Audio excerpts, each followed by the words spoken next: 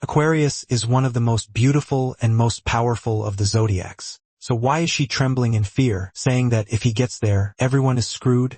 A few days ago, Yang Wei, the saint of the ram, considered extremely powerful, was killed by a man who shouldn't exist. All that is known is that it was a completely one-sided fight. And if not even a zodiac like him could do anything, that means it could only have been another one of the 12.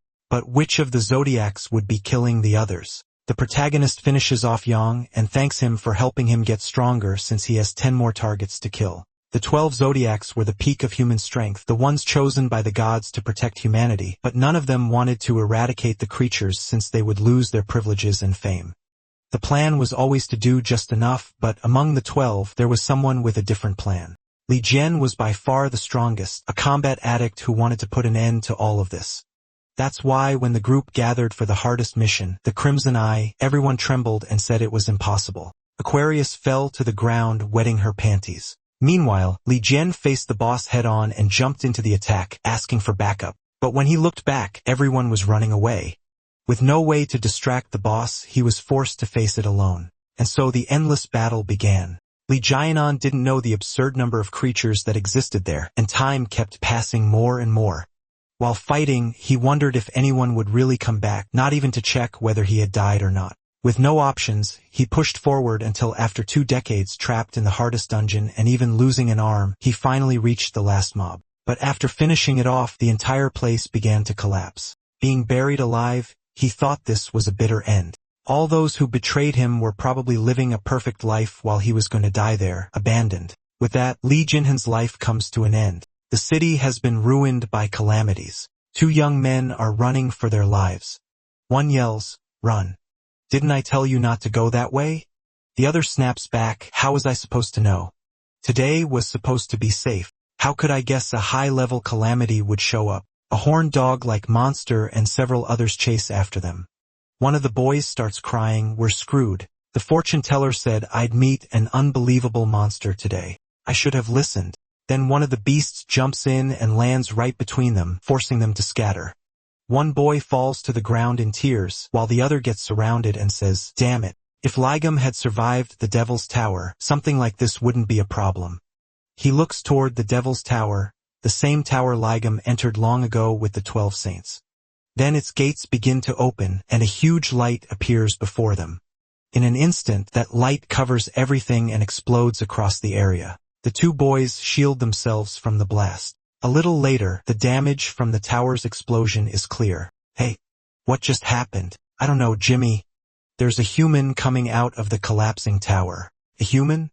They stare in disbelief. Far off in the wreckage, a lone figure stands in the dust. "How dare those bastards stab me in the back and throw me into a trap? You're all dead. I'm coming for every last one of you." Amid the rubble, the 2 boys lie half-buried, wondering what happened and who that person is. Then one of the dog-like monsters gets crushed by our protagonist. He stomps its head in, and the boys can't believe those are orange-class calamities. The kind even high-rank awakened ones struggle to beat. To him, they're nothing. More like ants than monsters. Ligam grabs the rest of them with a grin, standing over the ones he already defeated. Then he glances to the side and vanishes in the same instant. Suddenly, he's right in front of the boys, leaving them frozen in shock. They stumble back screaming, wait, why are you attacking us? Please let us go." Ligam pauses, "Wait, you're humans? Good. Then the path is clear now, right?" The 2 can only breathe in relief. "Who? We're saved. Did you see that guy come out of the tower? Isn't that insane?"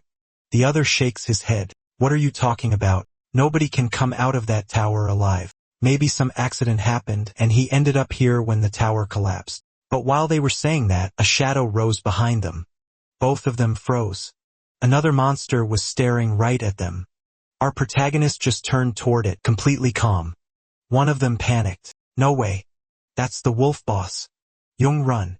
Meanwhile, he kept looking at the beast like it was nothing. Then the monster started building energy in its mouth. A second later, it fired a huge blast straight at them. The 2 boys could only brace themselves. The attack tore through everything in its path. After a while, when it finally stopped, they looked around in shock. Did he just protect us? Our protagonist cursed under his breath, then jumped forward and slammed a hand down on the wolf boss. "You're just a filthy mutt. He forced it down and threw a punch, and the impact alone crushed the wolf boss completely. The two young men could only stare. Then our protagonist landed with a grin, and the area around them was left in ruins. The boss already beaten. He stood there calmly, looking at the two boys while they thanked God for still being alive. Now they really thought it was over. Then he called out, "Hey, you two." They jumped and answered at once, "Yes, sir. Yes, sir. Go buy me some food. I'm starving." They just stared at him, and he looked a little awkward. "Oh, and clothes too. I need something new to wear." The scene shifts, and now they're inside a small shop while our protagonist tears through plate after plate of food. The boys are stunned by the bill. He ate the same as spending 10,000 reis, enough food for 120 people. When they say they didn't have much money, he casually says he held back, looking at the pile of empty dishes that holding back was insane. One of them blurts out, "What do you mean held back?" He answers, "Weren't you the ones who said you'd pay for whatever I wanted after I saved your lives?" Then he adds, "Bring me another plate of." They cut them off in panic, saying they don't have money to pay for more. Then one of them asks, "Jung, what are you? A disciple? A divine captain? And what were you doing near the tower?" He replies, "What do you mean? I just came out of the tower, then I ran into you two." They stare at him. "You came out of the tower," but he brushes past that. "Forget it. There's something I want to ask you. You look normal, so why can I feel magic power coming from you?" One of them explains that he's a disciple. Then they ask if our protagonist is one too, someone who awakened through a god's blessing. Hearing that, he scoffs, "Those trash gods? Why would I be grateful to those bastards?" But then he pauses. He catches his reflection in a spoon and goes still in shock. "A mirror. Give me a mirror now." A worker points one out, and he rushes over so fast he knocks everything off the table. He starts pulling off his shirt and stares at his own face. "Wait, what? My whole body recovered?" He keeps staring at his reflection in disbelief. Then he remembers how ruined he was inside the tower, covered in scars, missing flesh, half his head gone. Those wounds should have been almost impossible to heal, not without risking his power. But now he notices something else. His left arm is back. And what's this strange mark? On his hand, there's a circular snake symbol. Suddenly, the mark starts glowing stronger, and a wave of pain hits him so hard that his veins bulge as he grabs his arm. Then system windows begin appearing. You experienced death. You obtained an impossible achievement. Your previous stats will be transferred to your new body. All tower achievements will be converted into XP. You acquired a divine skill. All unique skills and traits from your past life have been inherited and converted. You can now use the power of Ophiuchus. A snake symbol appears behind our protagonist while the pain keeps tearing through him. Then all of a sudden, his consciousness starts drifting away to somewhere else. He sees his spiritual sea floating among countless galaxies, and in front of him is a giant snake watching him. Our protagonist slowly reaches out his hand, and when he touches it, a light begins shining from both of them. Then suddenly, he's back in the diner asking himself, What just happened? One of the boys rushes over. "Ryung, are you okay?" Just for context, Ryung seems to be the name they're calling our protagonist, but his real name is Lee Jung. Still shaken, he asks, "What? You didn't see that snake just now?" They look confused. "What are you talking about? We didn't see any snake. All we saw was you stand up, start taking off your clothes, and stare at yourself in the mirror. Then you grabbed your fist and started screaming like a crazy person, so that means other people can't see it." As he stares at his hand thinking that over, the boys just keep watching him, thinking he gets weirder the longer they look. Then our protagonist feels that energy again, and another system window appears. You have become the owner of Ophiuchus. More windows pop up in front of him. Legong, 13th seat of the gods, owner of the seat of Ophiuchus, awakened name, the man who crushes all creation. More windows explain his abilities, and one of them says he gained F-rank super regeneration. Any damage to your body will be restored. Your body has been renewed. A temporary penalty applies. Physical ability reduced by 50%. Time remaining 32 hours. So his physical change came from that skill. He's never heard of anything like this from the other saints. On top of that, he can't feel any god's presence. No matter what happened, his body is healed now, so that part isn't bad. The real question is what he should do next. Then he remembers the men who pushed him away and left him there to die against the boss. Now he only wants one thing, to get rid of every saint who stabbed him in the back. Just thinking about what he'll do to those bastards makes him excited. The boy watching him get scared, seeing that look on his face. Then the scene changes to the site of the explosion, where people are taking pictures while medics and onlookers crowd around. Someone asks, is it true the unbreakable Devil's Tower collapsed? Another answers, yeah. The whole world's gonna lose its mind over this. That tower was a symbol of this place. Then they wonder if this was the work of Li Gong's followers or maybe disciples who hate other disciples. Someone points at the monsters nearby. Even high-ranked saints would struggle against beasts like those. So who could have killed all of them and destroyed the Devil's Tower? Then someone asks, do you think Li Gong survived and came back? The answer is simple. They don't know, but the whole thing feels wrong. After that, the scene shifts to a building where a large group has gathered for a press conference. Cameras flash as reporters shout questions. Yang Wei, please tell us what you think happened. You believe there's any chance Li Gong survived? The heavy-set man from the beginning of the story stays quiet, only watching everyone around him. His name is Yang Wei, the saint of the Aries constellation. All he says is, I have no comment. Then he turns and leaves, looking uneasy while the crowd keeps shouting for answers. What do you mean you have no comment? The next scene jumps to his car where he starts smashing things in anger. Damn it, Li Gong. Li Gong. Everyone wants to know about that bastard. How many times have I heard his name just today? Then he wonders if Li Gong might really be alive. He remembers our protagonist's broken body from the past and asks himself if he could have survived 20 years inside that tower. No.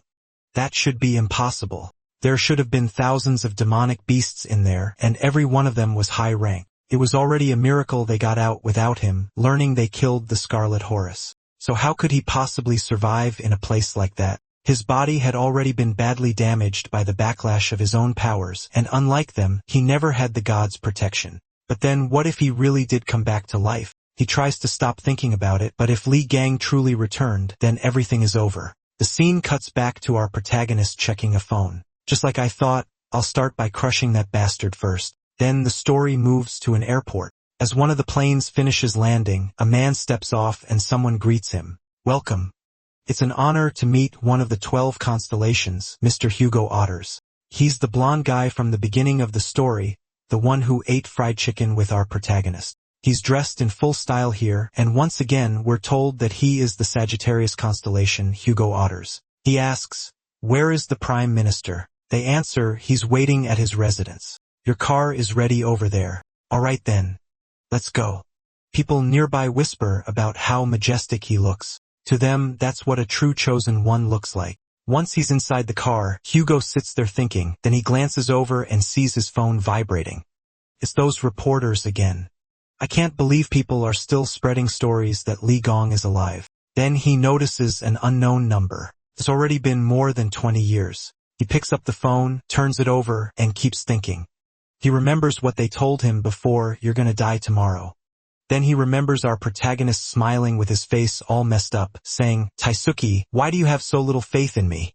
When we attacked the Devil's Tower, I left the tower and fought the disaster monsters outside at Li Gong's request. I hope my premonition was wrong and that Ji Yun would come back safely. But then he showed up badly injured, asking what happened to him. The saints who entered the tower with the protagonist abandoned him and came back with only the head of the Scarlet Eyes. Because that feat was accepted, the 12 saints, including me, were praised as heroes and gained power from it. Later in the hospital, he still couldn't accept that John was dead, so he kept asking people to search for him. But this greedy bastard cut him off. Hugo, it's too late. It was Jean-Louis Morang, the saint of cancer. He reminded him how many disasters came out of that tower and said it was stupid to think John could have survived. Then he coldly told Hugo that if he cared so much, he should go look for MC himself. But if he did that, the number of saints would drop to 11. Hugo could only stand there frustrated and helpless. Back in the present, he was still lost in thought, telling himself that no matter how strong Ji Hun was, surviving would have been impossible. And after all this time, it was too late now for him. Then someone called out, Sir Hugo, it's a call from the Prime Minister. The call flashed on the screen. Hugo answered, and the Prime Minister quickly asked if he could hear him. He asked if Hugo had seen the news that the Devil Tower had collapsed. Hugo brushed it off as the same old story. He apologized, but said that if this was another request to search for Guillaume, he would refuse. To him, the protagonist died in the Devil Tower that day. Whatever was happening there now was probably the work of MC's followers, and if this was just being used to win votes, the Prime Minister cut him off. No, that's not it. He said South Korea had just received urgent news. A little while ago that line got a call. Hugo paused. What line? The private hotline made only for Ji-hun. The moment Hugo heard that, he froze. He shouted asking if it was true, then started hitting the poor driver in panic. Stop the car. The driver hurried to obey. He slammed on the brakes at once, and Hugo realized something. Maybe the call he got earlier was connected. His phone showed 30 missed calls in a message. Seeing that, he went pale. He quickly called the number back. As soon as it connected, a voice said, "Hey Tyson, I'm going to find you and I'm going to kill you." That hit Hugo like a shock. Then he smiled through the disbelief. The way he talked, it really might be him. He immediately ordered the driver to turn the car around and head back to the airport. The driver hesitated because of Hugo's schedule, but Hugo snapped and told him to go to the airport now. The scene shifts back to the little shop where John jokes that Tyson has grown up and even improved his calling skills. One of the boys asks who he was calling, and he casually says it was just some guy. Then he points out that this thing is a cell phone and says it's pretty interesting. He entered the tower in 2005, so if it's 2025 now, the world has changed a lot. The boy is stunned that this is his first time using a cell phone. He explains that with it, you can use the internet and check news and videos too. Ji-hun perks up at that so he can search for news about the protagonist and, yes, even the top trending stories. A bunch of articles pop up on the screen. MC quietly looks through them while the boy watches in amazement.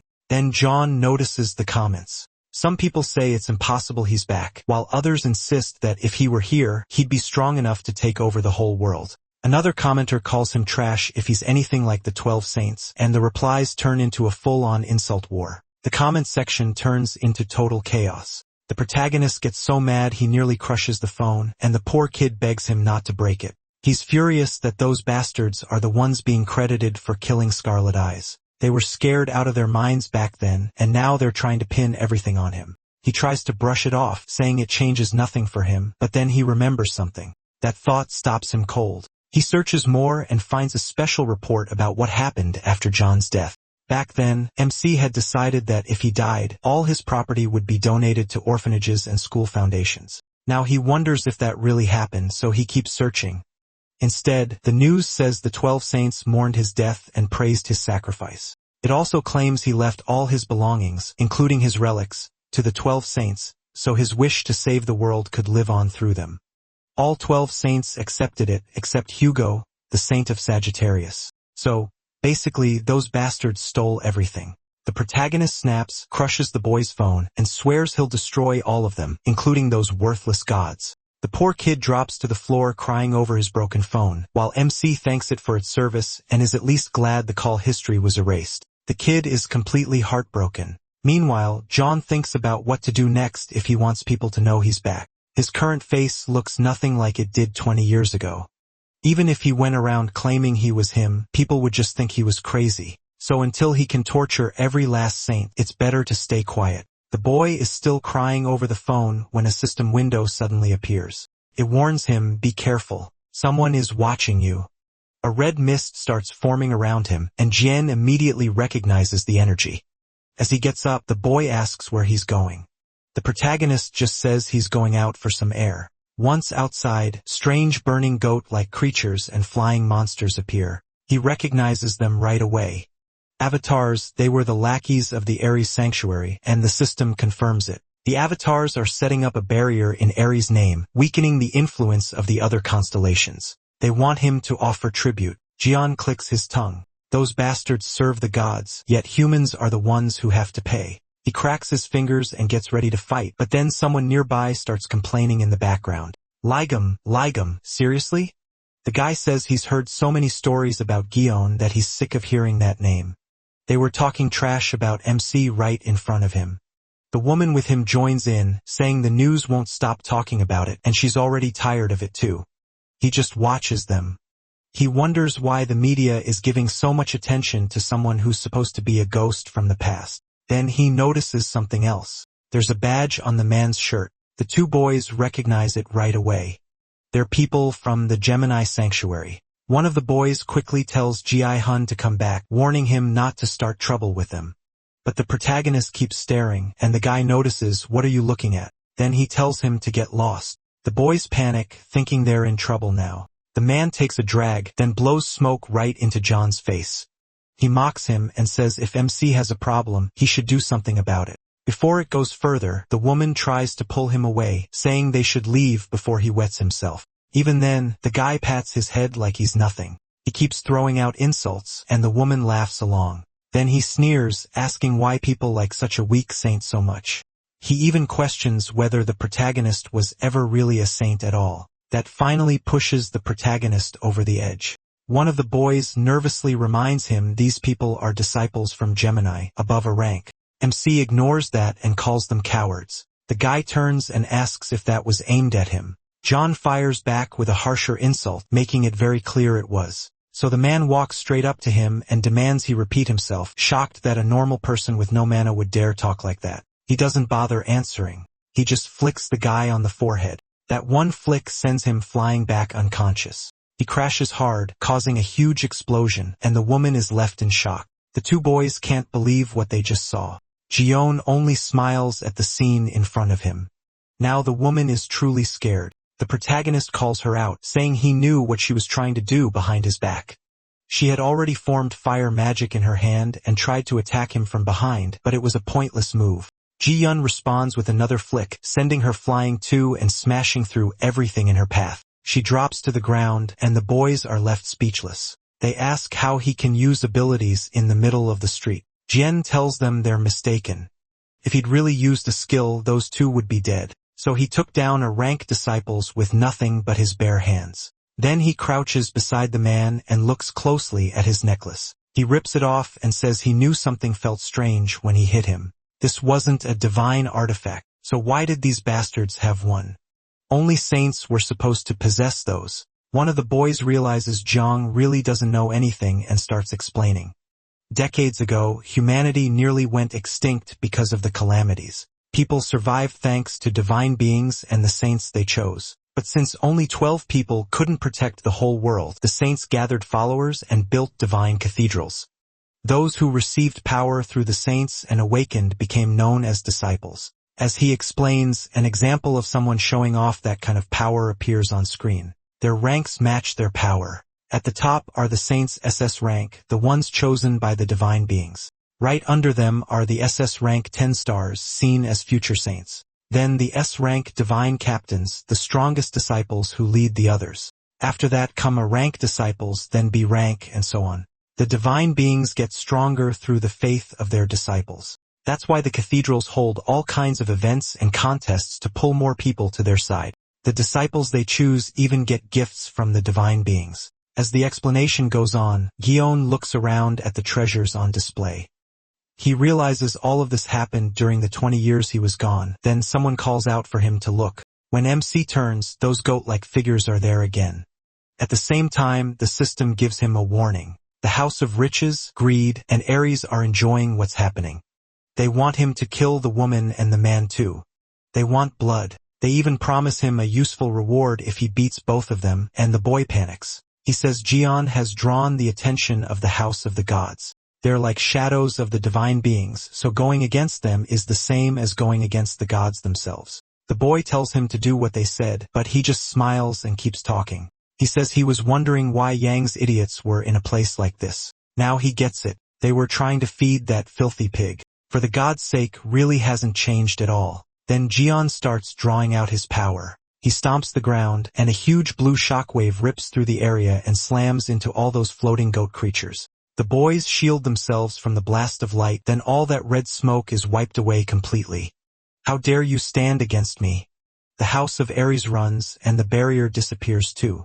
That Hyung definitely isn't normal. Then Jian brings up the thug on the ground. He asks if that guy was really a disciple of Gemini. The answer is yes. They belong to the most powerful divine cathedral in the country. It's an elite group packed with influential people. John immediately cuts to what matters. They must be loaded, right? The boy just stares, confused. After all, everything the guy had on was expensive. So the protagonist goes right in, saying it's looting time. and to him, looting is the best part. Later that night, they finally arrive, and MC groans that the day took forever.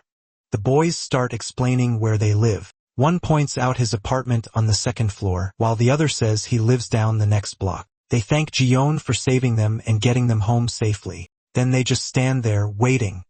Jiyeon yawns and asks if they're not going inside. He's tired and clearly not joking around. Next thing, they're inside. Jiyeon takes off his shirt and starts cutting his hair. Once he's done, he says it finally looks right. Now he's got style again. Jong gives him a thumbs up, impressed, and asks if he really cut it himself. The protagonist gets a little embarrassed. He explains that in the past, the side effects of his powers made every strand of hair precious. He could practically go bald from a strong breeze. That makes him remember how miserable he looked before, half bald and broken down. Now he can hardly believe his luck. Even his hair is back to normal. Then he suddenly pauses. Why is there a calamity inside this house? He instantly smacks the tiny bug, turns to dust, and the boy freaks out. Normally, even pros couldn't kill one bare-handed. But it's not just one. More are coming, and John wonders what these things are seeing in him. Someone asks if he's giving off an aura that attracts calamities. MC shuts that down. Normally, that means something in the house is drawing them in. The boy stares at him. John says it's probably because of the evil relics in the house. The boy argues that they were gifts from a saint. Even if they aren't his, he says they were still blessed items. He answers by smashing one on the spot. The boy drops to the floor in despair, while the protagonist calls it disgusting. Then he points things out one by one. That mask is a divine relic used to monitor its owner. The music box steals personal information, and the clock attracts calamities. The poor kid looks crushed. Jong gets furious. Those rotten saints didn't just steal his money. They're selling cursed relics to people and taking their information too. Just thinking about it makes him mad. The boy, stunned by MC's anger, is told to throw all of it away. But outside, someone has just arrived and hears all the yelling. Inside, Jiyeon is standing there while the boy cries and clings to him. The newcomer walks in and looks around completely confused. He asks who he is, and the nervous boy blurts out, "Sung Jae-oh." That instantly sets him off. He snaps that he's the owner of the house, idiot, and starts releasing his power. The story then shifts to Aries' sanctuary at Yang's residence. He's shocked to hear that the Korean avatars have disappeared. The report says the whole Korean branch is in chaos. Yang can't believe it. An avatar is a direct servant of the gods. Only an extremely powerful awakened could drive them back, so he orders his men to contact the other saints and ask if they had anything to do with it. They obey but add that they still haven't been able to reach Hugo's sanctuary. Yang brushes it off, saying Hugo probably went to the UK to play mercenary again. But then he hears that as soon as Hugo arrived in the UK, he changed course. That makes Yang ask where he went. The answer, Korea. Hearing that, Yang starts getting nervous. Hugo used to be close friends with Jiyeon. So Yang wonders if this is tied to the rumors that the protagonist survived, which would mean he remembers MC from the past, horribly disfigured. Did he really come back? Damn it. He refuses to believe it and hurls a chandelier at a servant who did nothing wrong. Then he demands every detail they have. They report that near the place where one avatar vanished, a disciple of Gemini was found unconscious in the street. According to witnesses, he had picked a fight with a very handsome man. A handsome man? Then Yang decides it can't be Jiyeon, that he knew had a ruined face. But either way, things have been going badly lately. It's still possible the protagonist is alive and has returned. For some reason, the avatars in Korea are disappearing. And even worse, they recently failed to defeat the Spider Queen too. If this keeps up, Yang could lose his position, so he orders them to prepare his jet. They ask if he plans to go himself. He says yes. He needs to see it with his own eyes, so he heads out with his men. The scene shifts back to Korea, to a hospital tied to Gemini. The guy who messed with John earlier is still unconscious. A furious old man demands to know who did this to his grandson. The thug lies there in the hospital bed while someone says not to worry. That's why Gemini Sanctuary sent the president. He's the S-class Gemini Knight Frozen Min Sung-hun. Back at the apartment, the newcomer asks if they met John today in the Devil's Tower. He hears that Memsi handled all the calamities alone with no weapon, and the boy keeps nervously agreeing. Then comes the next question. Did he really knock out an A class 2? The boy confirms that part as well. Now the owner loses it, saying none of this makes sense. John even destroyed every relic in the house. He calmly replies that they were all fake, including the one in front of him. The redhead, ready to explode, demands to know what SEC the protagonist belongs to, but the protagonist just smiles and says he doesn't need one. At this point, the guy is seconds from blowing up. So he asks which god MC serves, and MC answers that he serves none of those idiot gods, only himself. They keep going. What awakened class is he? He casually says, a worker maybe. Then comes the last question, his name. The protagonist answers, my name is the protagonist. The moment Sung Jae hears that, he starts gathering power, while the other boy tries to calm him down. But Sung Jae is done listening. MC barged into someone else's home without permission, destroyed all the relics, and now dares to use the name Jion as a huge aura rises behind him. He shouts, asking how he could imitate him. Ji-won yells that this is their house and asks if Sung Jae is trying to wreck everything.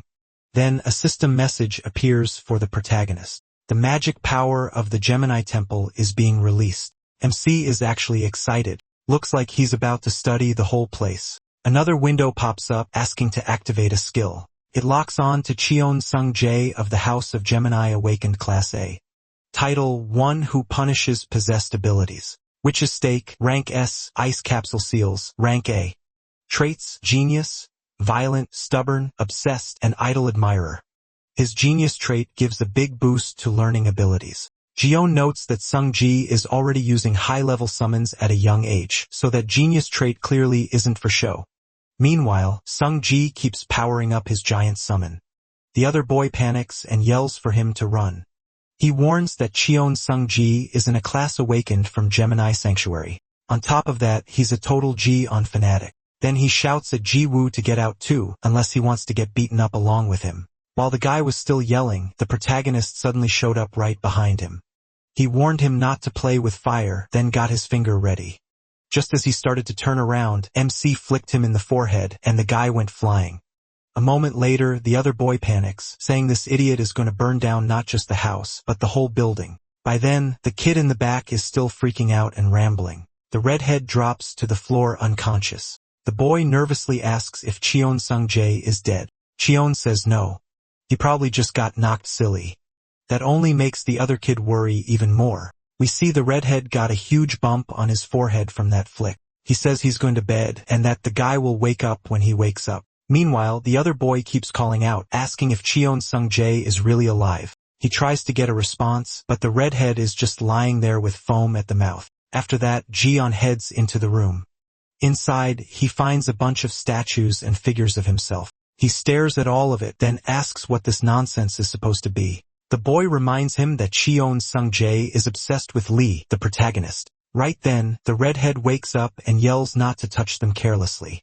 There is precious Lee Guillaume collection worth more to him than his own life. MC walks over, rips the head off one figure and says this is making him feel awful. Then he says they might as well tear all their heads off, and the guy freezes in shock. The redhead starts screaming about his figures and begs him to stop, but the protagonist just keeps breaking them. He says he already told them he's not some crazy guy. He's Lee Jion. The poor collector is totally shattered and starts crying. Then the scene switches to a cafe, where someone is watching the news. The report says that 2 Gemini affiliates were attacked yesterday by an unidentified man. Witnesses also say the suspect stole the victim's belongings. The one watching the report is Hugo. He immediately says this has to be Guillaume's doing and wonders what that idiot is up to now. He grumbles that this is the first kind of news he hears right after arriving in Korea.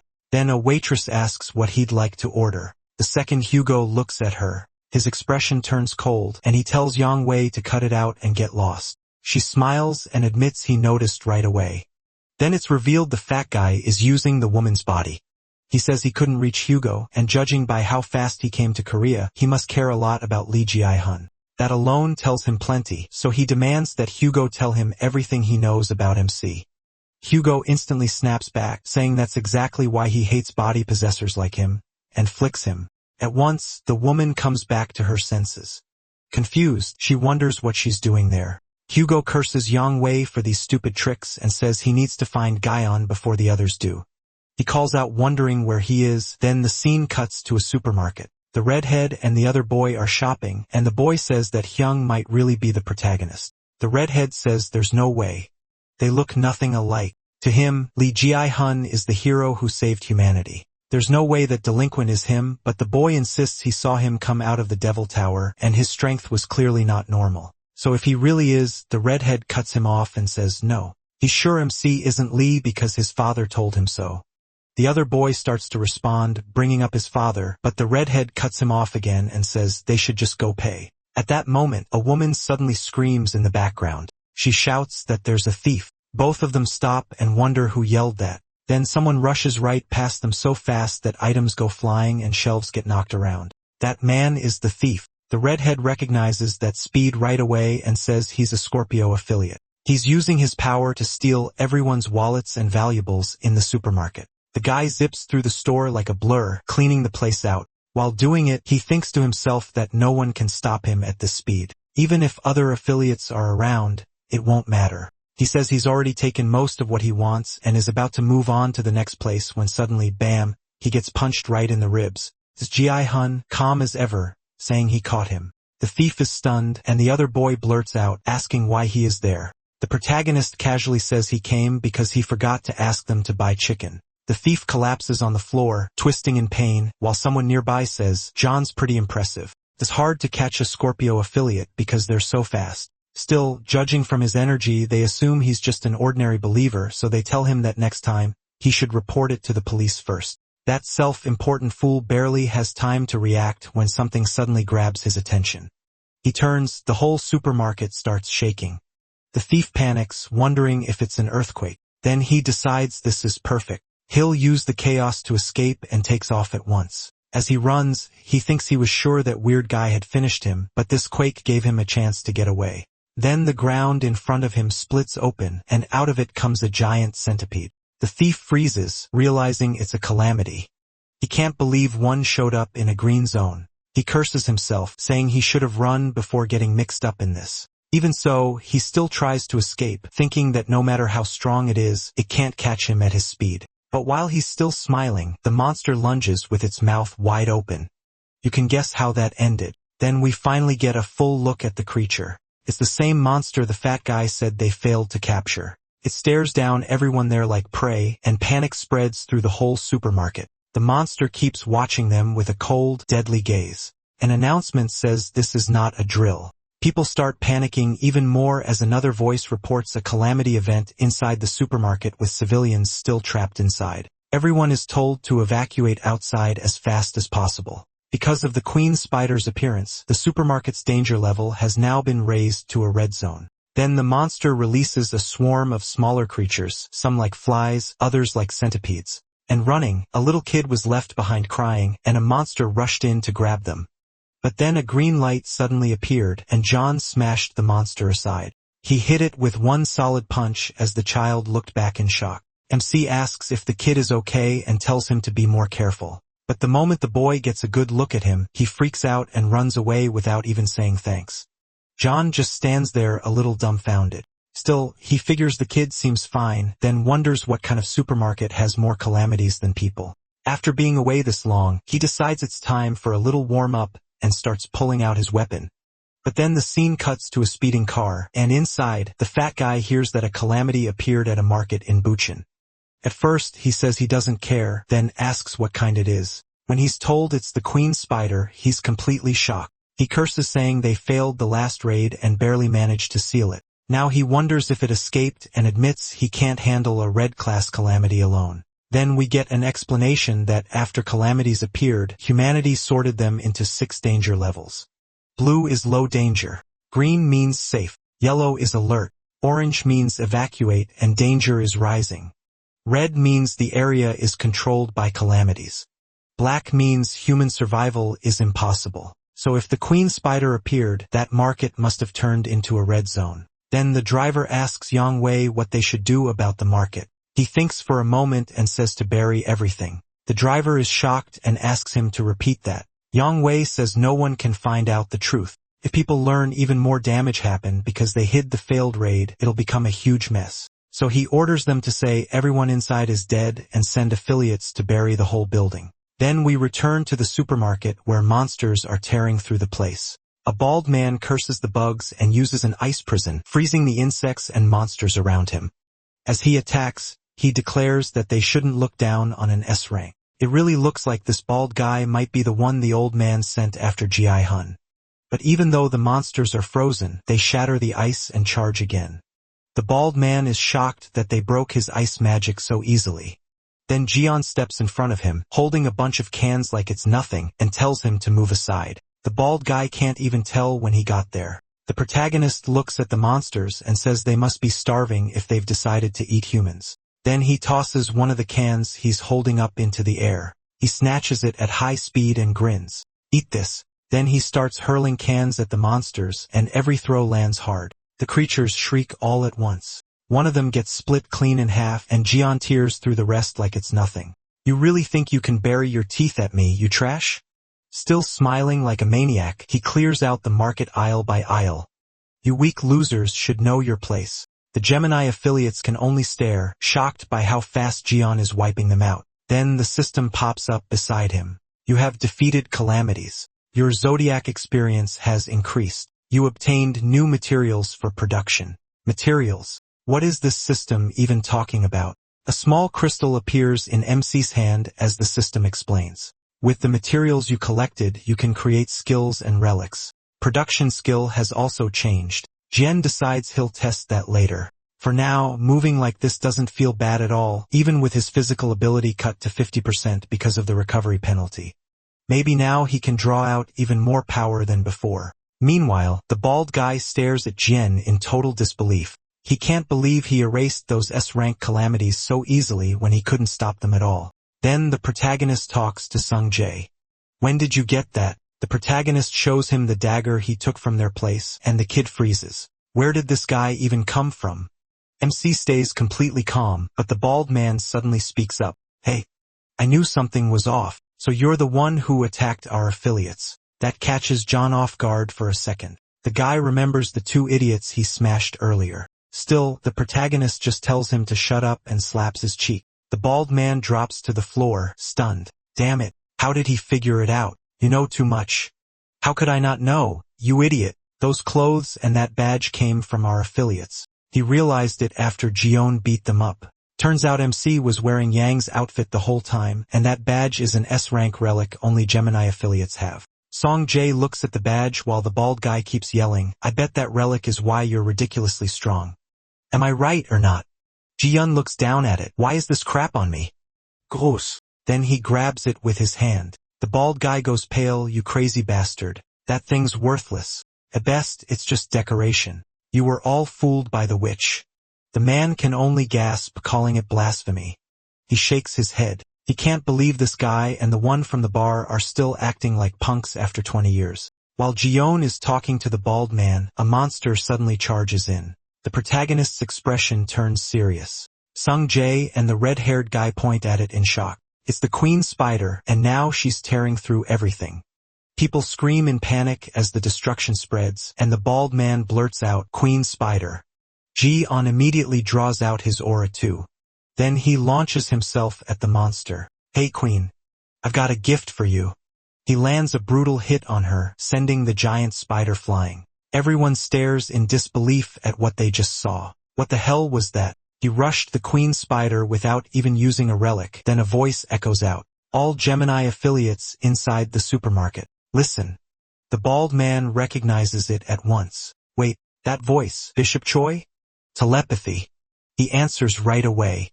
"Yes, Bishop. This is Sung Ho." "Sung Jae and Sung Ho, is that you? Leave the building immediately." The speaker is Gemini Bishop Choi, Sung Ho. Aries people are about to destroy the entire building. Outside, they're already preparing to bring it down. Choi keeps going. "Yang Wei is coming in person. We can't stop him.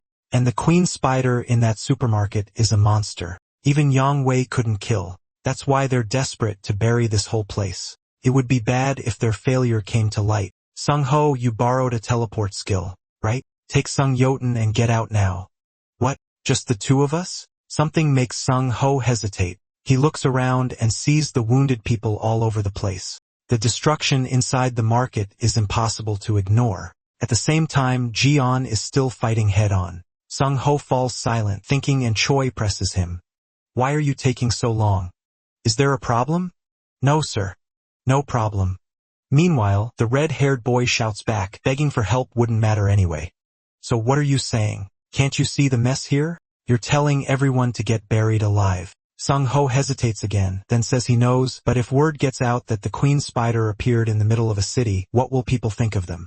He keeps going before anyone can answer. The citizens will blame the divine sanctuary. Their faith will weaken, and so will the power of the gods.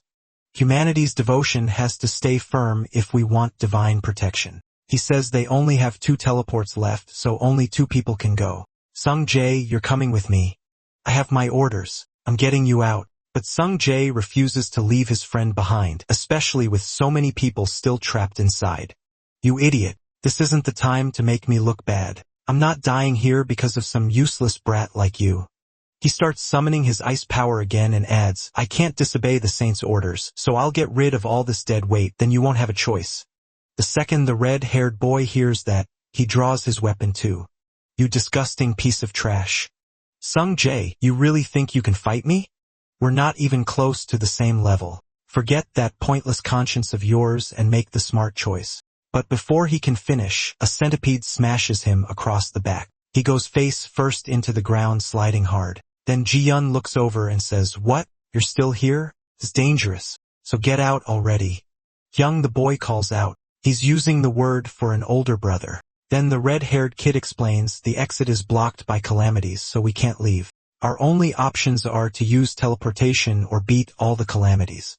The queen spider is still there, staring everyone down. There are a lot of injured people too.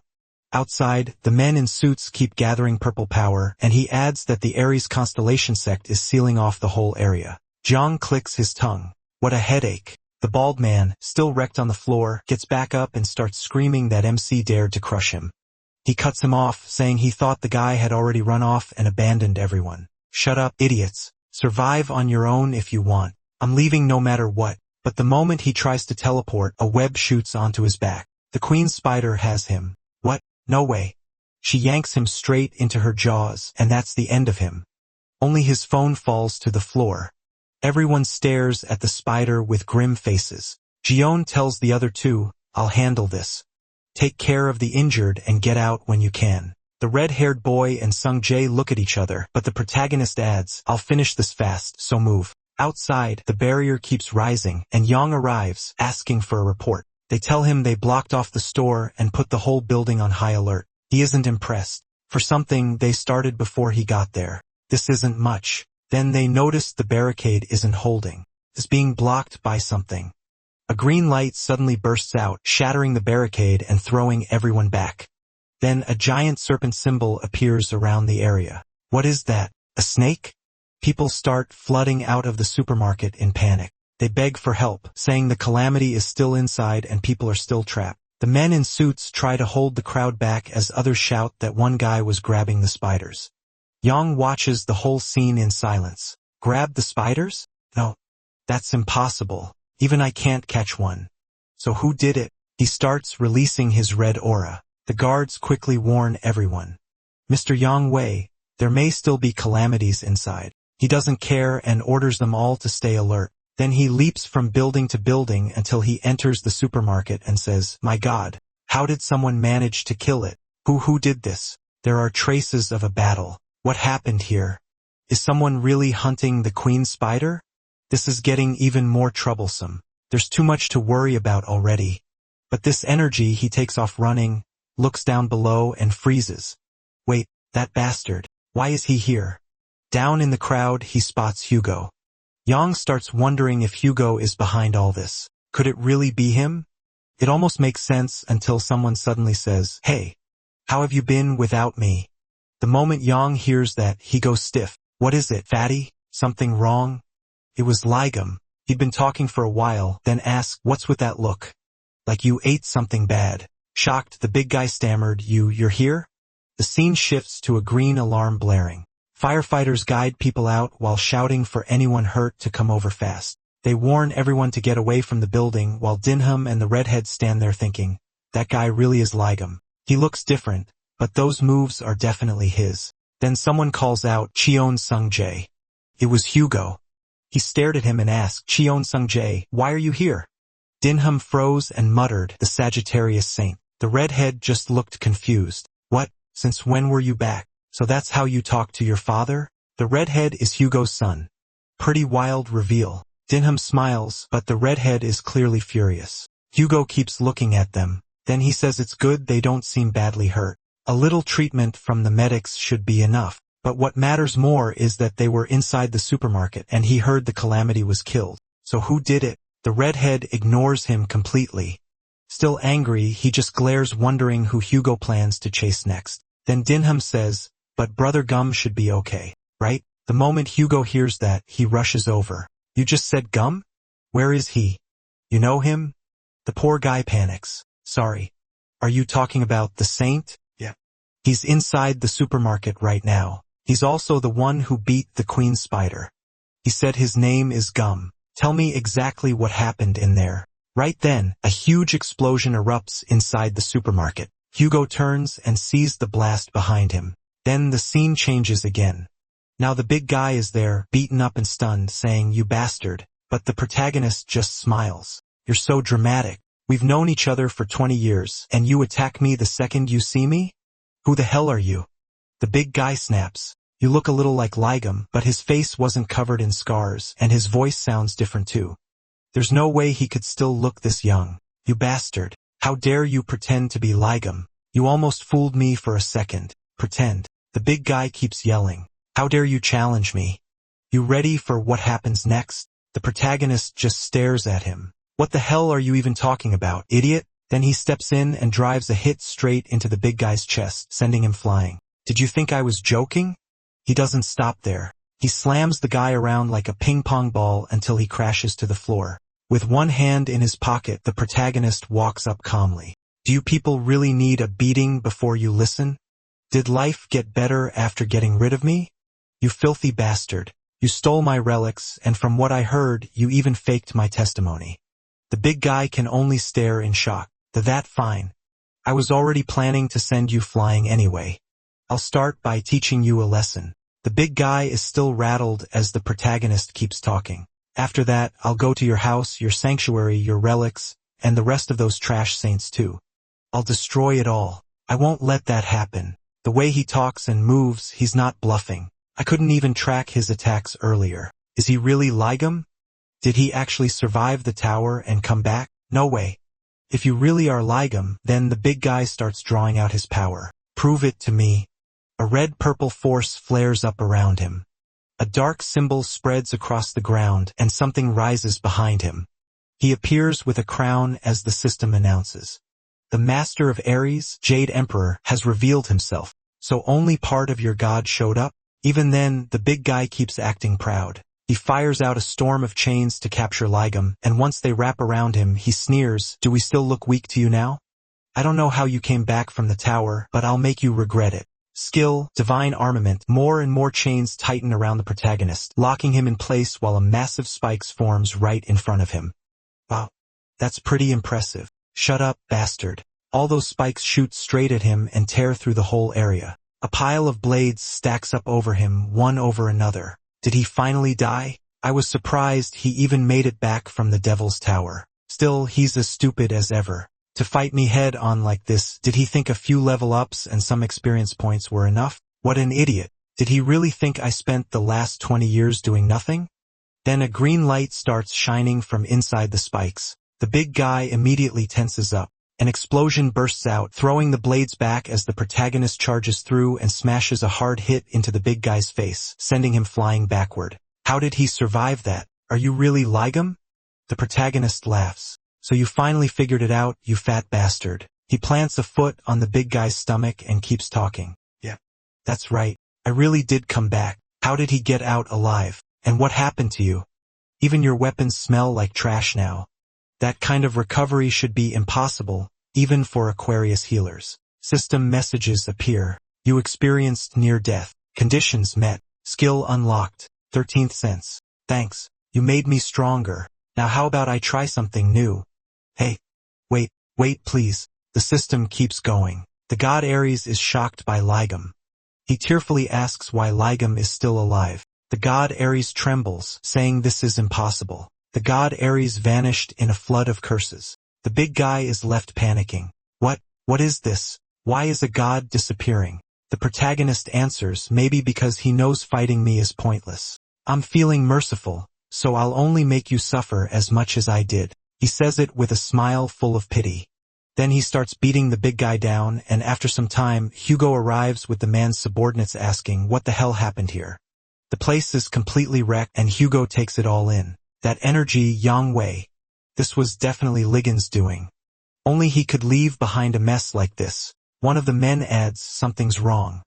I can still feel Yang Wei's energy from here, but it's way too weak for someone who's alive. What happened? Hugo says nothing at first, then he releases his aura and tells them, step back for a second. The next moment, he vanishes and heads straight to where the big guy was.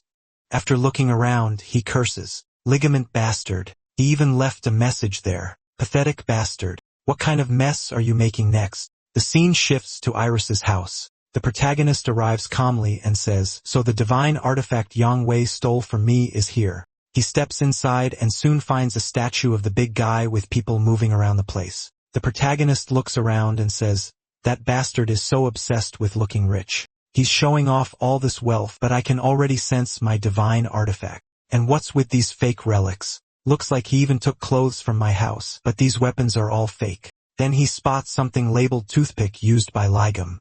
There you are, my precious. Then the scene cuts to people in shock as a red alarm starts blaring.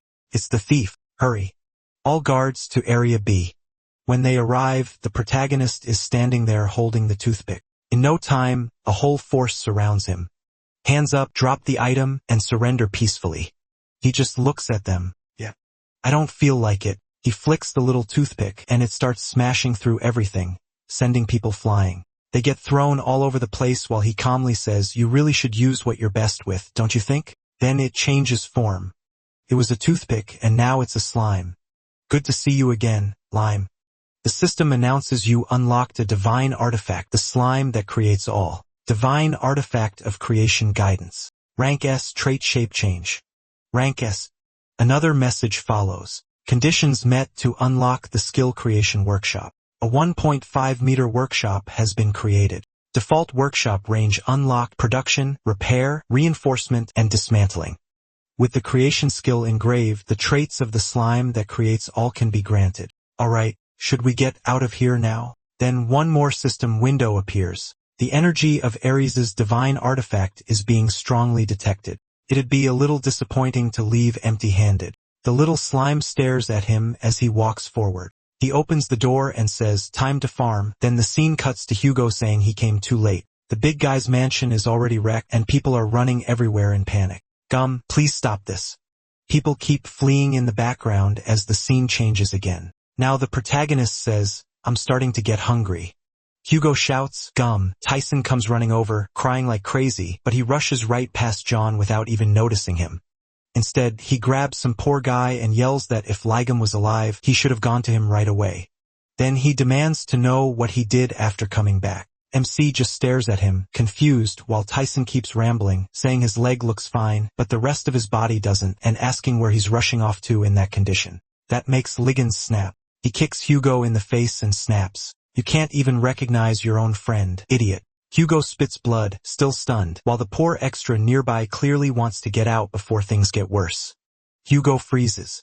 Then he notices the divine artifact, the slime, and stares. Wait. Are you really? Ligum cuts him off, ready to hit him again if that's what it takes to fix his head. Tyson, the poor guy, can barely speak. Then Tyson finally blurts out, goo goo, and throws himself at John, totally emotional. Even Lime looks happy. Tyson can hardly believe it. He is really alive. But goo goo drops hard into his stomach and Tyson reels back in shock. The protagonist curses at him for hugging him out of nowhere, and that only convinces Tyson even more. Yeah, that's definitely goo goo. Just then the system warns them Apollo has appeared. Everyone pauses. A golden aura rises behind them as Apollo shows up. Tyson stares, clearly shaken, while Apollo opens his eyes and fixes John with a strange look. Tyson looks even more nervous, but Ligam stays calm. Then Apollo appears right in front of them, and Hugo can't understand why he's here. Apollo only keeps staring at John in silence. MC frowns and asks what this is supposed to be. The system says Apollo doubts Ligam really survived and suggests checking if this is truly him. Hugo is lost. How is he supposed to do that? Apollo raises his bow at Ligam and figures a fire arrow should reveal the truth. Hugo quickly hugs him and begs Apollo not to do it. He, meanwhile, thinks maybe he should just get rid of this messed up god too. After all, the guy is aiming arrows at someone he just met. Hugo keeps trying to calm things down, saying it's fine, and John doesn't look hurt. The protagonist says he'd rather settle a few things first. Hugo flinches. What? Then he remembers MC's voice message and goes pale while John keeps talking. He says he just got out of the tower and found out his house was sold, his name was ruined, and all his relics were gone. Hugo tries to stop him but says for now he'll just give him one punch, and he actually does it. He takes the hit and says that punch proves it. Hugo really is Ligam's guy after all. Right then, Yang Wei's guards show up shouting that they found him. They tell everyone to grab the man who stole the relics. Jian blinks, then remembers he was being chased. Puigu turns to Ligam and asks what exactly he stole. The protagonist casually says it wasn't much, then shows a bag stuffed with items. Puigu realizes he robbed Yang Wei's relic storage. That makes Ligam tear up and yell, asking what kind of mess Jiang just caused. The guards want to arrest him right away, but their leader stops them, saying MC isn't someone they can handle. He knows calling more people like them still won't change anything. Before anyone can react, a huge gust tears through the area, and Ligam wonders what that was. Then something leaps in. One of them realizes who's arrived. A massive sword crashes down, and they understand it. This is Ares's avatar, the Beast of Riches. The creature roars right in front of Hugo and Ligam. They look up, and Hugo immediately panics. It's Ares's avatar. He urges Jian to drop what he took from Yang Wei and run, but he tells ISO to relax. He says he has a plan, then calls for Lime to do it. Lime's eyes start glowing, and light pours out of him. A moment later, he spits out what looks like Jian's weapon. The protagonist knows it'll be hard to fight an avatar with it in this condition, so he calls for its true form, the one that stayed asleep until now. Green energy starts wrapping around his old weapon, and Hugo wonders what kind of power this is. Then lightning strikes, and a huge new sword appears in Jian's hand. Now he says it's finally useful. The system explains that the relic awakened through the power of Ophiuchus, and thanks to that constellation snake hunter trait, the sword gained a fatal strike effect. Its blade became sharper, and its power increased. Another skill unlocks 13th sense. Now Jian can see the enemy's vital spots in the path of destruction. MC grins. So this is his new ability. He tested it once and spots the monster's weak points. With that, he's ready to move. He charges straight at the beast while Hugo watches from behind. He remembers this is exactly how John always fought, taking the lead and rushing the enemy, no matter how dangerous it was. He tells him to finish it fast, but then the monster slams its paw down just as he closes in. Hugo shouts in shock, but something happens to the beast's paw. John complains that Hugo is yelling too loud, jokes that the smell of that beast's feet nearly killed him, and says now it's his turn. The monster is stunned when its paw goes flying. John sliced it clean off. The beast roars in pain, and the system warns them to be careful. The Beast of Riches, Piku, has used its skill. Keeps roaring, but the protagonist stands there calmly and says it would have avoided punishment if it had stayed quiet. Now he's gonna start slowly. He gets ready to attack again, and the system announces that Ophiuchus trait is activating Snake Hunter. Guion swings, sending a slash racing across the ground toward the monster. The force tears through everything in its path, reaching far into the area. Everyone can only stare in shock. Guion stands firm, and the trail of destruction shows just how powerful that blow was. Hugo realizes this power matches the MC from his prime. The monster is completely beaten, and the system announces he defeated an avatar, and his divinity points increased. Then it asks if he wants to take the Beast of Riches, Piku, as his own avatar. John is surprised. Only the 12 gods are supposed to control avatars, so this is possible too. He walks up to the beast and pets it. His aura starts wrapping around it, and the creature even grows wings. The system confirms that the Beast of Riches, Piku, has become Ophiuchus's avatar. Current number of avatars, 1. Now it looks oddly cute. Piku shrinks down just to hug its new owner, and John picks it up. He says a beast of riches like this will make a great treasure chest. In the back, Hugo is speechless. He just turned another sanctuary's avatar into his own, and Hugo can't imagine what kind of condition allowed that to happen. John cuddles the little beast for a second. When the system appears again, it says he can give Piku a name. The protagonist thinks for a moment, then names it Piggy. After that, the scene shifts to Hugo's house. MC calls him a traitor, and Hugo fires back, asking if John has any idea how worried he was. He calmly says that, unless he's wrong, Hugo got married, started a family, and enjoyed life while his friend was trapped inside that awful tower. Ji-hun keeps pressing him, then jokes that maybe he won't be able to rob him in his own house. He repeats that point more bluntly, but Hugo says not to worry. The protagonist can stay as long as he wants since he lives there alone. That awkwardly slips out, and Hugo tries to cheer things up. Then he panics and explains he's not divorced. It's just that his wife never mind. He tells him C to forget it. Instead, he asked what the hell happened inside the tower. Privately, Hugo decides not to tell Sung Jae or Yu about Ji-on yet, since they were crazy about him. Back then, Hugo had been fighting the calamities outside the tower, so he never learned what happened inside or why the other saints came out carrying the head of the Scarlet Eyes instead of him. Ji-yun says the truth is simple and ugly. He was stabbed in the back and thrown into a trap. That place was packed with calamities. More and more kept showing up, and even Scarlet Eyes came back to life. Hearing that, Hugo is shocked. Scarlet Eyes revive? The protagonist confirms it. He explains the monster was deeper inside the tower, and its real form was a giant fire dragon. John says he still managed to kill that bastard, but the real problem wasn't Scarlet Eyes. It was the tower's true administrator. That guy could revive dead calamities. No matter how many times MC killed them, they kept coming back. Somehow he still managed to get out, but honestly he thought he would never escape. That sick freak tortured him badly for a long time. In the end, I used everything I had and beat the tower's administrator. If I remember right, I got buried after that. When I woke up, the monsters were gone from the cave, and somehow I had these new powers. One thing's for sure, the bastard who stabbed me knew the tower inside and out. That's how he trapped me in that cave, packed with calamities. He had to know exactly where it was. I'm definitely gonna make those guys pay, the ones who stole what was mine and talked trash about me. But the one who betrayed me, I've got something special planned for him. First, I need to get ready. Hugo is left stunned after hearing all that and asks what he should do. John says he needs to make the gear he'll use against them. Then he uses his power on the little wooden horse he set down, and his skill appears. Creation Workshop Level 1. It can summon a workshop that makes anything. The system starts searching for usable crafting materials and asks if he wants to use divine relic materials. A list of available materials pops up. Corrupted essence of the queen spider's stored magic power can be absorbed. Calamity fragment raises the success rate and power of a divine relic. On top of that, several divine relics from Ares are detected. They're the relics he took from Ares's house. Jian decides to just throw everything in and try it. The creation of the relic begins. The whole house is covered in green light as more system messages appear. Creation complete. A divine relic has been made, and it produced an ego. Imitation horse rank D. If you write someone's name on the relic, that person can absorb the magic power of whoever they touch.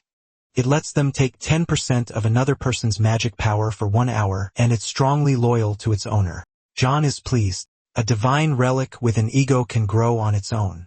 Hugo just claps in amazement. Still, he says a high-level item with an ego doesn't look all that impressive, and the horse instantly gets mad at him. He fires back. Does he have any idea how many materials that took? The relic asks if he wants to use the remaining materials to make something better, but the protagonist lets it go for now. Then Hugo changes his tune, praising the design and calling MC a genius for making a divine relic. MC points out that a second ago he was insulting it and saying he should show it some respect. Then Hugo asks if he studied design in the Devil's Tower. He thinks for a moment and says that depends on how useful Hugo is from here on out. They need to start dealing with those fake saints. Poor Hugo even gets smacked on the head. He asks how the protagonist plans to do that. It won't be easy to lure the other saints out of their territories. John asks if this should be enough to draw them in.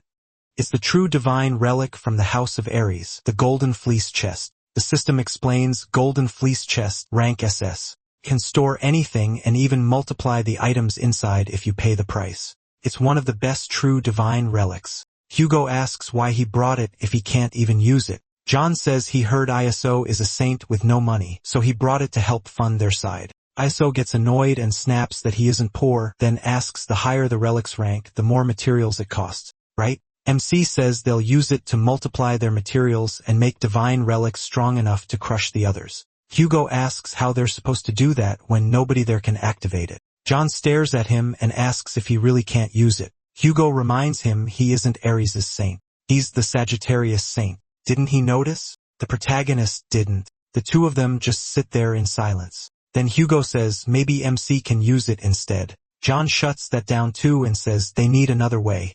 But then he keeps talking and casually mentions he already sent a declaration of war to a broadcasting station. He is stunned. He blurts out, "What did you send and where?"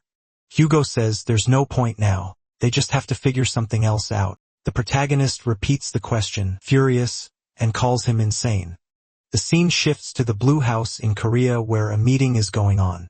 One man angrily tears into the others, saying they couldn't even beat a single spider and only ended up humiliating themselves. He says they should have stuck to selling charms instead of joining a fight against a calamity. He's the Divine Captain, Divine Lion Oliver, but someone cuts him off. They warn Divine Lion to watch his words. Oliver says he heard some random guy beat the Queen Spider, then he wonders if the dead Jian somehow came back to life. Another person tells him not to go too far. It's obvious he's way too obsessed with MC sold hero stories. That man is the Gemini Divine Captain, Choi Sung-hyuk. He's the one who told the bald guy and the dagger user to run from the supermarket. Choi asks what the problem is. If it really were John, then, of course, he could have taken down that spider easily. Didn't they see that famous Russian subjugation video? But another man argues he only did that because he got buffs from the other saints and his weapons were given to him too. With that kind of support, they would have done even better. Troy dryly answers that maybe he just didn't get enough support to beat the Queen Spider then. That's why he failed, right? The man immediately gets angry. He insists he's just setting the record straight. Ares' side defeated the Queen Spider thanks to the sacrifice of an S-rank disciple. Troy mocks him saying, "Wow, Ares has someone that strong. He'd love to meet them, though he'd probably have to search inside the Queen Spider's stomach." The argument keeps going while an old man in the back grumbles about how the Blue House turned into a den of thugs. Then someone bursts through the door shouting for the president to turn on the news right away because something huge happened. On the broadcast, the reporter says their station just received a mysterious package containing photos from someone claiming to be Yang Wei along with a short message. The photos show Yang Wei wrecked and the note says, "I'm back." A handwriting analysis confirms a 99% match. The writing belongs to the supposedly dead Li Jian. Then the scene cuts back to Hugo yelling. He asked the protagonist what he was thinking when he sent that. MC says it was a declaration of war. He's telling them to get ready because he's gonna rip off every one of their heads. Hugo keeps shouting, telling this maniac to focus. Beating Yang Wei was already a huge problem, so why did he have to announce himself too? Zhang corrects him. Yang Wei isn't dead. Hugo freezes. What? He says technically he's alive, but not really living. Hugo is completely stunned as the protagonist presents the answer. "Tada, this is Yang Wei." He holds up a teddy bear and the bear is sweating. From inside it, Yang Wei curses Ji-yun. Hugo can't believe it and asks if that really is Yang Wei. From inside the bear, Yang Wei screams for MC to let him out. He explains that the battle made his abilities grow a lot. Now he can suppress Yang Wei's soul. He talks to the bear like it's being naughty, while Yang Wei just keeps trembling inside. Hugo asks if something like that is even possible. Jen brushes that off and tells him to look at something else, handing him an orange peeler. Hugo has no idea what he's looking at, so the protagonist explains that this is the orange peeler used to carve into his back in the Devil's Tower. The person who tried to kill him used this, and from the engraving it doesn't seem like it belonged to just anyone. Hugo asks if John has any idea who it might have been, but MC barely listens and keeps yanking on the teddy bear that now holds Yang Wei. He says he's going to stop by the Divine Artifact store for a while. Hugo asks why. John says maybe the person working there has seen those engravings somewhere before. Then the mood softens a bit as the protagonist asks to borrow some clothes, and Hugo tells him he can wear anything in the closet. The scene changes again. Now dressed up in style, Ji-hun says he'll leave servant number 2 at home this time. That makes Hugo stop and ask, number 2? So there's a number 1? MC says he'll be back, servant number 1, meaning Hugo. Hugo fumes while Yang Wei, trapped in the teddy bear, grins at him. The story then moves back to the place where he fought Piku. A group of sharply dressed women arrives and starts looking around. One says the Saint of Aries isn't here either, and she can't sense his divine power at all. Then it cuts to someone calmly taking a bath, wondering where he could have gone. She is the Aquarius Saint, Sophie Morty. Maybe he vanished along with all his wealth. She says that would be troublesome, especially if he made a deal with another saint behind her back. She wants to know where that fat man went. One of the others carefully suggests that maybe the newly returned Li Jian kidnapped Yang Wei. At that, Sophie just smiles. She calmly says those jokes aren't funny and starts drowning the other woman under the bathwater without changing her expression. Terrified, the woman quickly apologizes and says she spoke out of turn. Sophie lets it pass and tells her to go to the Divine Artifact store as planned. She says they need to get ready to sell divine artifacts and raise money for the drachma auction since that auction is very important. But while she's saying that, another bodyguard rushes in, shouting that there's a huge problem. The other saints have also applied to join the drachma auction. Hearing that, she's shocked and blurts out, "What? What?" Then the scene shifts to the Lion Academy. A group of muscular guys stare ahead in shock. In front of them, a beast-like man trains hard, pushing through a heavy squat before dropping the weight. Then someone walks up behind him and says the artifact of John will appear at the drachma auction. Hearing that, he goes quiet for a moment. He lets the weight slam to the floor and laughs, saying it finally showed up. He declares that John's artifact will belong to them. This is the Leo Saint Stephen. Next, a portal opens with crackling lightning. The protagonist steps out of it. Hugo's son comments that teleportation is really useful, and the redhead answers that it normally costs a lot, but for people tied to Gemini, it's free. They've arrived at the Divine Artifact Store complex. Ji-hun thanks him, saying he needed an appraiser and got introduced to an SS rank 1. The redhead brushes it off, but then remembers his boss's order. He met the man who defeated the Spider Queen, so he's supposed to keep watching him with full support no matter what. He looks at his phone and sighs until Jian asks if his boss has been bothering him since that incident. The boy quickly denies it. Then MC hands him the item, saying it worked well against insects. These details appear on screen. That orange peeler, it's Janice's desire, rank A. Its skill summons 2 face soldiers, a red one and a blue one, and triggers a random ability. The redhead points out that it wasn't rusty when Jian took it from his house, and he says he repaired it, though the effects changed a bit, so don't be surprised. The boy thanks him, amazed. Then he looks around and says this is where the SS rank appraiser works.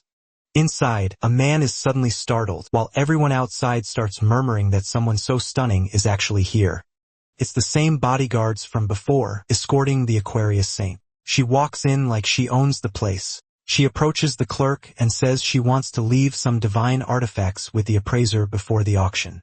The nervous clerk apologizes and explains that the appraiser is with another client right now. That annoys her. How dare he help someone else while she's here?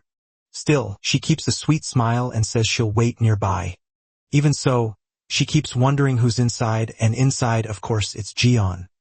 He looks around at the expensive items and says an SS rank really runs this place. Then the appraiser asks Sung Ji who made this item, and the protagonist answers from the side that he did. The man is stunned and asks if MC has some connection to MC.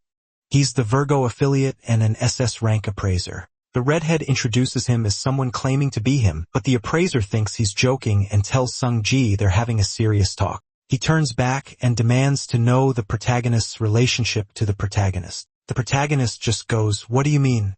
The appraiser explains that most people only know MC for his fighting, but he was also a legendary maker. As for the artifact he brought, he says he's seen many fakes, but this one is different. He can feel his craftsmanship in it. That makes the protagonist smug, and he says this guy must know the protagonist well. The appraiser proudly says he does because he's MC's disciple. He even blushes saying it. John is just as confused as anyone. What nonsense is this guy talking about? He doesn't remember ever having a disciple. Still studying him, the appraiser says someone his age couldn't be a direct student, though his skill is impressive enough that he almost got fooled. That only makes him want to smack some sense into him. Then the man pulls out a small notebook and says this is an item the protagonist gave him after recognizing him as a student. Jian is shocked. It's the notebook he lost. He realizes this might be the newbie who followed him around in China. Back then, the guy was so annoying, MC thought he was just a pest. But now 20 years later, he's aged a lot. The appraiser gets emotional, saying Jian had an amazing eye for items and gave him really useful information. Then one day, he suddenly vanished, leaving his things behind, and this notebook was all that remained. The protagonist, meanwhile, realizes this disciple really did take it. The man goes on saying MC's handwriting was awful, so he could barely read it, but he believes it held his ideas. Ji-hun wants to yell that the idiot is wrong. It was actually his hit list. After reawakening, he can get info from anyone he beats, and since this guy is SS rank, he should have some very useful information. The appraiser says the notebook would be more useful for a talented young man like Gion and asks him to take it too. The protagonist is pleased. There were even a few of his bills tucked inside, so losing it had bothered him. Then the system announces that the sleeping notebook is reacting to its owner's magic.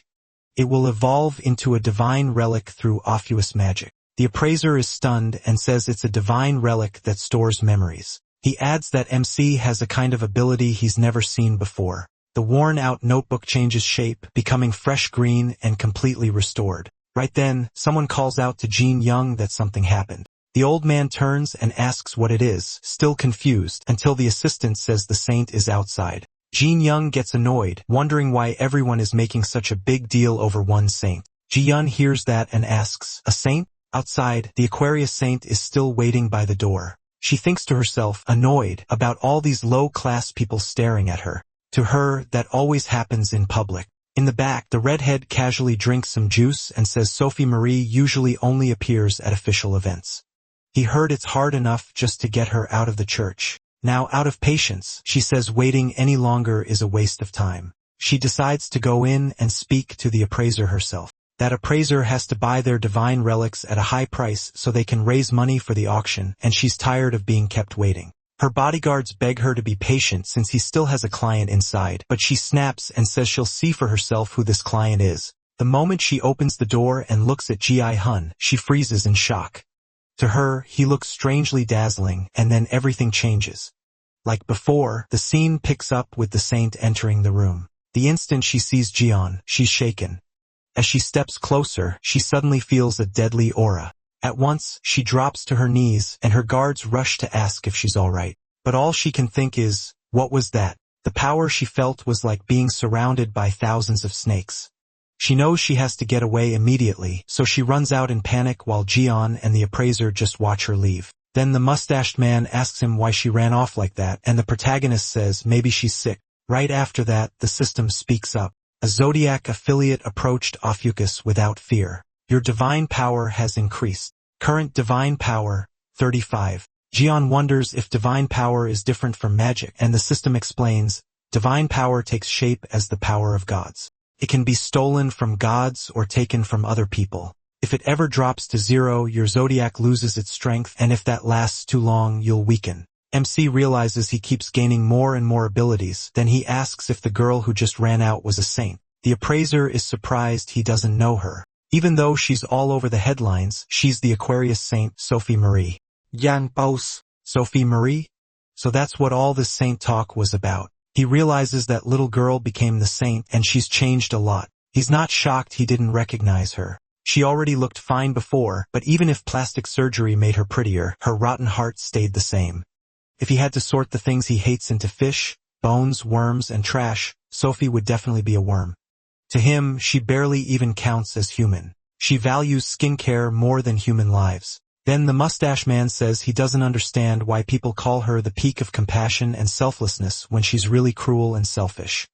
Gigi notices that means he knows a little about her. Outside, the saint tells one of her bodyguards to go back to the pawn shop and find out who that man was. The guard agrees, then asks what they should do about the appraiser. She cuts her off and says she changed her mind. Kill all of them. Guys, this saint is ruthless. So, yeah, any ship with John is already dead. She thinks the Virgo saint likes that appraiser too much, and now they still need to sell their items. Being dragged into this mess ruined her mood and made her feel humiliated. Worse, that man brought back her trauma. To her, both of them are just rude idiots. She even offers her divine relic and says she'll lend out the power of the gods, but Sophie's aide hesitates. Using that kind of power in a neutral district is dangerous. Sophie cuts her off and asks if she's refusing an order. Then the story moves to the relic shopping district in the central zone. Walking through the area is Hugo's red-haired son, casually drinking juice and minding his own business. Then he suddenly stops. What is this? Why is there water on the ground when it isn't even raining? The water feels weak, but it still carries magic. Then he realizes something is wrong. A hand starts rising out of the water, and a clone made of water begins taking his shape. He's completely stunned, trying to understand what's happening. Looking around, he sees other people panicking as more water doubles appear. Above them, the saint watches the whole thing and calls it mirror duplicate. These copies are only ranker-level Templars, but even weak ants can bring down an elephant if enough of them attack together. Someone shouts at the guard, asking why she's using a combat skill in a neutral zone. He tells her to cancel it right away. She brushes him off. This came straight from the saint. According to her, it's the will of the gods. She activates a relic, and a huge light fills the area as Sung Jae tries to stop her, but he's too late. She unleashes the water chalice called Oblivion. Water spheres begin surrounding everyone, while even more clones appear behind her. Satisfied, she says she'll handle the man inside the appraiser's building herself. The others are ordered to capture every relic appraiser, and the water clones rush off. Sung Jae realizes he has to get out fast. If he stays, he'll lose consciousness no matter what. The scene cuts back to Ji-eun. He quietly watches water drip down from the roof, and the mustached appraiser says something bad must be happening outside. A wave of water magic suddenly wraps around him, and someone appears right behind Ji-eun. She warns him not to move. It's nothing personal, but the saint is upset with him, so he better stay still. If he wants to avoid bloodshed, he should cooperate. The saint ordered both men killed, but if he apologizes for disrespecting her and buys their relic for a high price, she might go easy on him. Meanwhile, the mustached man is trapped inside a water bubble, but then he sees something that leaves him shocked. Ji-eun grabs her dagger and snaps it like it's nothing. He tells Jin Young to make them pay for the damage. The woman just stares, unable to process what happened, while the appraiser thinks in disbelief that dagger was a gift from Aquarius. How did Ji-eun break it so easily? She yells that she told him not to move, then summons a water dragon that rushes straight at him. He destroys it instantly. Then he smirks and asks if she has more. That was fun.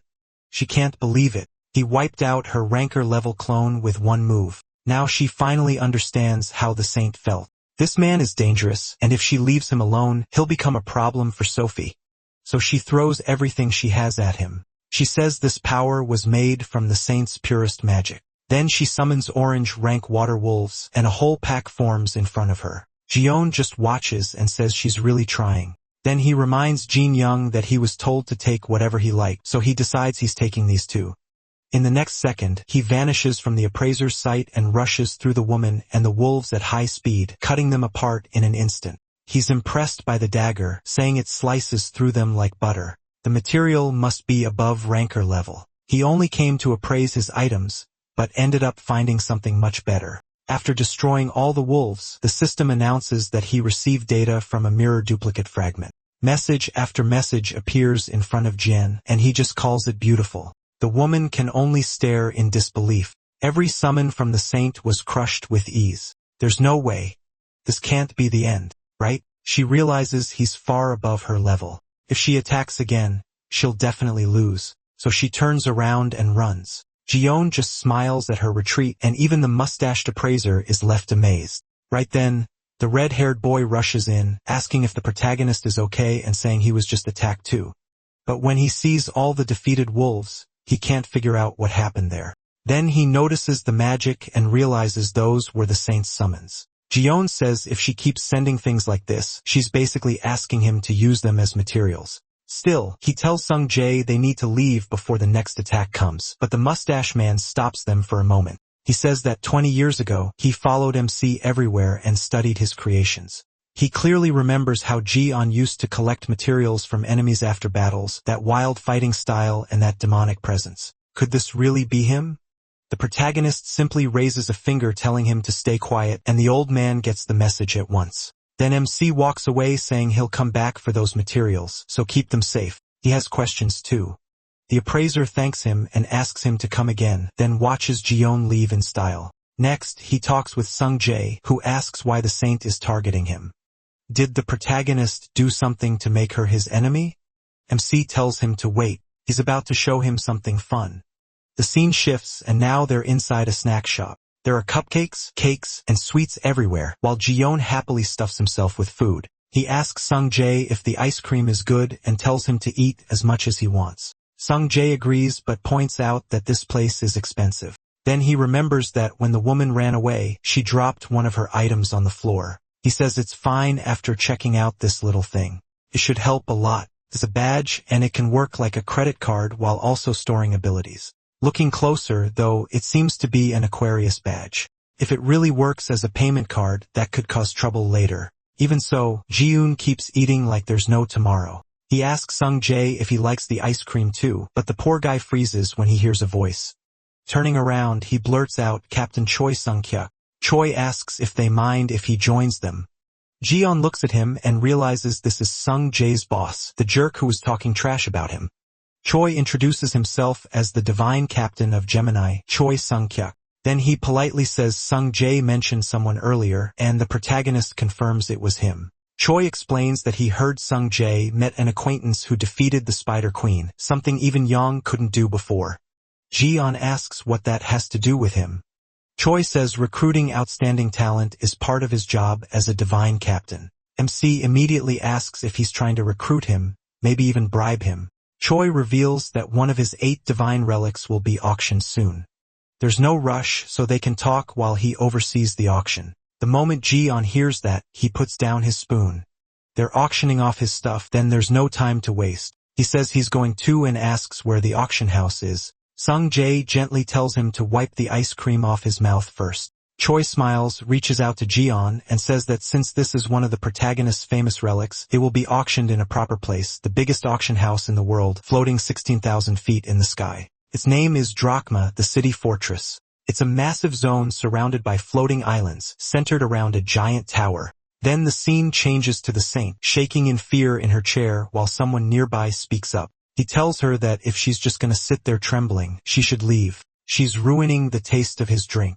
She insults him in her head as a rude brute with no manners, but decides to put up with him for now. This is the man who rose above even John, so staying near him feels safest. He is the Leo Saint Stephen Marker. Stephen says the weapon of MC's being auctioned today belongs to him, so she shouldn't even think about bidding on it. When she asks where he's going, he tells her it's none of her business and to stay put. He leaves, and she glares at his back in frustration. Still, she tries to calm herself. This is Drachma. No matter who that man is, there's no way he could come here. And then she sees Hugo. Someone welcomes the valuable guest right on time. Hugo scratches his head and wonders where he could have gone. He figured he might come here since this place is full of expensive divine relics. At that exact moment, the saint appears behind him with a creepy smile. She looks straight out of a horror movie and greets him like an old friend, asking how he's been. She calls out to Hugo Otters, and he recognizes her, Sophie. Hugo says it's been hard to see her lately and jokes that even she couldn't beat time forever. She used to be one of the prettiest saints, but now she's changed a lot. Or maybe it's because unlike us, you barely have any disciples. Hugo just stands there then snaps at her to get lost. He wants nothing to do with her. She mocks him, asking if he's going to ignore her and run off again.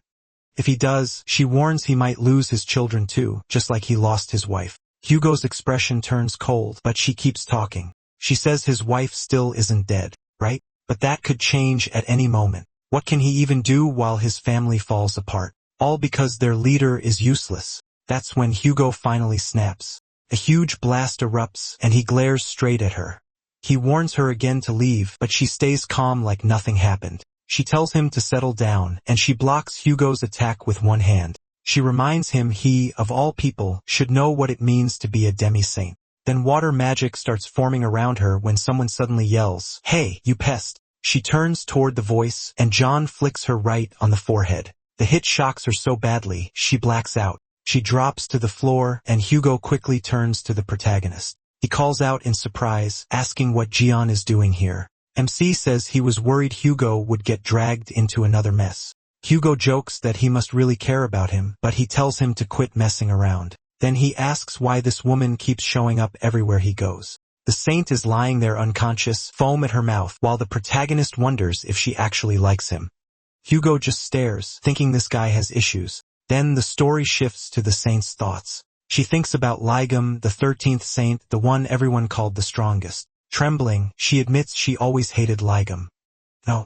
She feared him. His scarred face, his violent nature that crushed anyone in his way, and those cold eyes that always looked down on her. Her memory goes back 20 years. People were screaming that Ligum had arrived and trying to stop him. They told him this was Aquarius Sanctuary and demanded he leave, but John only looked at the woman in front of him and bluntly told her to screw off. She froze in shock, and someone in the back asked what that was supposed to mean. It was the young saint, demanding to know how he dared invade this place and telling him to leave. Gion shocks her just to check if her heart is working, then grabs her by the arm. He says everything's gone to hell lately and people keep calling them useless, so she needs to come with him now. She refuses right away, saying she has no intention of helping anyone. MC gives her a hard look, but she keeps complaining that he smells like sweat and she still has to put on makeup for an interview. Then she tells him to let go, whining that his gross hand is squeezing too hard. That's where Gion loses patience. He slaps her across the face and they keep arguing inside. In the end, she says she got dragged there to treat the wounded until she passed out. She calls Gion rude and irrational and says she truly hates him. When she finally opens her eyes, he is there, calm as ever, telling her she talks too much in her sleep. She's even drooling, which only makes the moment more embarrassing. She stares at him, and after a tense pause, she suddenly screams, asking what he's doing there. She demands he let her go and asks how he dares treat a saint like this. Gion thinks she hasn't changed at all in 20 years, still saying the same stupid stuff. Meanwhile, she tells herself things aren't like they were 20 years ago. She plans to coat her hands in acid and melt the rope tying her up. Sure, a restraint like this is useless on her. If she can just get free and meet up with Steven, G flicks her forehead again before she can finish. He tells her to stop it. Her tricks are way too easy to read from her face. She fires back, calling him an idiot. Her acid protection skill activates the instant someone hits her body, and now that acid should start melting him down beginning with his hand. She imagines Ji-hun screaming as his body dissolves, but he just points a finger at her and says, "That's it. Full recovery." She's stunned. The melted part heals instantly, and she realizes this isn't normal recovery. It's theft. Then Ji-hun says it's time to go over everything between them. He heard she's been telling everyone she was his doctor. He calls that pathetic and asks if she was the one who sent her dumb servant to the appraisal shop. If so, she's earned 5 flicks. She panics and begs him to wait, but the protagonist just raises his hand. Time's up. Then the forehead flicks start raining down, while Hugo calmly drinks his coffee and thinks John beats everyone the same way. Man or woman, to be fair, they all gave him a reason. Still, Hugo feels like something strange is happening. It's almost like MC's divine status is rising with every hit. System messages begin popping up. They say his divine status is charging 40 so far. It also notes that he landed a heavy blow on the Saint of Aquarius and obtained a special item, Saint rank data. After a while, Ji-hun finally stops. The Saint is completely wrecked and the system speaks again. Her divine status has been unlocked. Current divine status -50. Required charge. Jen cuts in confused. Divine status? What is that? He asks for an explanation, and the system says divine status is a god's power source used to bring out and maintain a deity's strength. It also says he can steal divine status from disciples and even from other gods. If someone's divine status falls to 0, that zodiac loses its power, and if it stays there, that could even lead to death. He figures that means he can gain divine status by beating people up. He wonders why he didn't get any from Yang back then, maybe because this feature wasn't unlocked yet. Then Hugo notices the phone and asks where John got it. The protagonist says he borrowed it from someone he knows, Hugo's son. He adds that he has to head to the auction house now so Hugo can handle the rest. As for her, MC says to toss her into any trash can. Hugo is left stunned while John casually walks off. He says he'll get in touch after the auction ends. Hugo calls after him asking what he's supposed to do with her. A little later, the door opens. Hugo assumes he came back and asks if he forgot something, but when he looks up, he realizes it isn't him. Steven. Steven takes in the whole scene, seeing the Saint tied up while Hugo stares back at him. He asks Hugo what he's doing here. It's been a long time, he says, but this clearly isn't a moment for friendly greetings. Hugo asks why Stephen is at the auction, and Stephen explains that the Saint of Aquarius formed an alliance with him, even as he looks at her beaten-up state in that chair. Then he asks again why Hugo is here. Hugo answers that he has business at the auction house, and that's none of Stephen's concern. Stephen asks if Hugo is also after the divine relics of Ligam being sold there. That catches Hugo off guard, and he asks if Ligam's relics are really in this auction house. Stephen is surprised he didn't know. Then he sneers that they'll cost more than Hugo could ever afford, so knowing doesn't really matter. Hugo smiles and calls him out. He says Stephen has always collected relics made by Legum, even though he never admitted how strong Legum was and always felt inferior to him. So is he really hoping that owning those relics will make him as strong as Legum? Stephen is shaken for a second, but then both men start gathering power. Stephen moves in first, grabs Hugo by the arm, and warns him, "Don't get cocky." He says Hugo is nothing but a fool, and he doesn't want to hear Legum's name from him. As he twists Hugo's arms, Stephen claims he's stronger than Legum now, but then someone rushes in, shouting for the divine captain.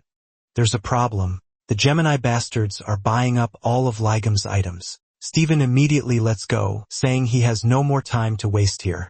He tells Hugo to do whatever he wants with Aquarius. Since Hugo didn't come for her, he should just leave. The auction is Stephen's top priority, so he heads out. Before going, he gives Sagittarius one last warning: control that attitude and bow your head if you want to stay alive. Hugo sarcastically thanks him so much he could cry.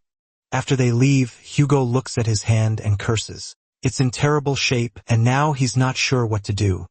The scene shifts to Drachma's auction house. Inside the Gemini VIP room, the auctioneer announces that Gemini has won the divine relics again. With that, the first session of the auction is over. The second session will begin soon after the break. Hugo celebrates, saying it's his again. Someone congratulates him and says he can buy as much as he wants. Hugo thanks them for inviting him into the VIP room and even letting him buy whatever he wants. Take whatever you want. That's only natural. We want someone talented like you. Divine Captain, are you sure this is okay? The total for these divine relics already went over billions of won. It's fine. More importantly, Cheon Sungjae, sorry, but can you cover the alcohol bill? I didn't bring a company card. He'd already borrowed a ton of money, but since he was my superior, I couldn't really complain. Then the guy suddenly pulled out a black card and said not to worry. He'd already paid everything. Wait, isn't that my unlimited card? When did he take it? You looked pretty drunk, so I paid ahead of time. You really shouldn't make your subordinates pay even by accident. Yeah. You're right. You're absolutely right. I was just about to hand him my personal card, so thanks for helping me pay with it. This kid looked young, but he was clearly trying to get inside my head. Still, this was the super rookie who beat the Spider Queen. If I use him well, no price will matter. Anyway, we've had enough drinks. Let's talk about the real reason we're here. I've been thinking a lot about you. I'm sure you've got huge potential. You could become S rank or even more, especially if you receive the blessings of our Saint of Aries. But our protagonist notices something first, that purple mist, dominating mist. Normal people wouldn't even notice it. It doesn't force anyone to obey, but just breathing it in makes people trust him more. You might even become one of the 10 saints, and that's not all. You'd gain wealth, honor, and the great authority of the mighty mage Saint of Aries. All of that free. Now take my hand and become one of great Aries' disciples. That made our protagonist crack up. He started smiling, and everyone around him got confused. Wow. Today's been really funny. So let me get this straight. You want me to become some minor god's employee? He was so polite a second ago. Why is he suddenly mad? I need to change the subject first. I think you've got one thing wrong. Just then someone from outside spoke up. Excuse me. I brought the auction items that were purchased. Perfect timing. Please come in. The woman stepped in with the items. Excuse me, and congratulations. Here is your auction item along with the certificate proving it's one of Ligam's divine relics. A certificate of authority. These people really know how to fool idiots. But the man with glasses saw it and froze. Did you really buy one of Ligam's relics? You said I could buy anything. I wasn't looking for this on purpose, but it seemed useful. Stephen is obsessed with Ligam's divine relics, so we really shouldn't have provoked him by buying one. I'm sorry, but this relic already has another owner, so we'd like to refund the money. Right then, the door exploded open in a burst of lightning. Everyone turned at once, furious. Stephen demanded, "Who was it? Who dared to touch what belongs to me?" "Oh, Stephen. He's the one I told you about, the guy who wanted my relic." "Mr. Stephen, I'm very sorry. Please forgive us. The newcomer made a mistake. He just didn't know better. I'll return it to you right away." "Fine. Then all he has to do is admit it and hand it back. Thank you very much. You can take your time with the payment." "What? You don't actually think you can walk away after touching what's mine, do you?" "Captain Shui." Stephen grabbed the glasses guy by the head. "Crap. He's trying to save billions by calling it a simple mistake. Stop talking nonsense. I bought it, so why would it be yours? If you want it that badly, I'll sell it to you for 20 billion. Stephen went quiet for a second, then burst out laughing. So Gemini isn't full of cowards after all. There's at least one gutsy bastard here. Oh no. This lunatic wants to die. Doesn't he know who Stephen is? I like you. A man should at least have courage. He tossed the poor guy with glasses to the floor, then walked right up to our protagonist. If meeting like this is fate, then why don't we introduce ourselves? Whenever I meet someone I like, I make sure to do it properly and with plenty of sparks. What the hell are you talking about? Stephen, you bastard. Looks like your skills improved a little.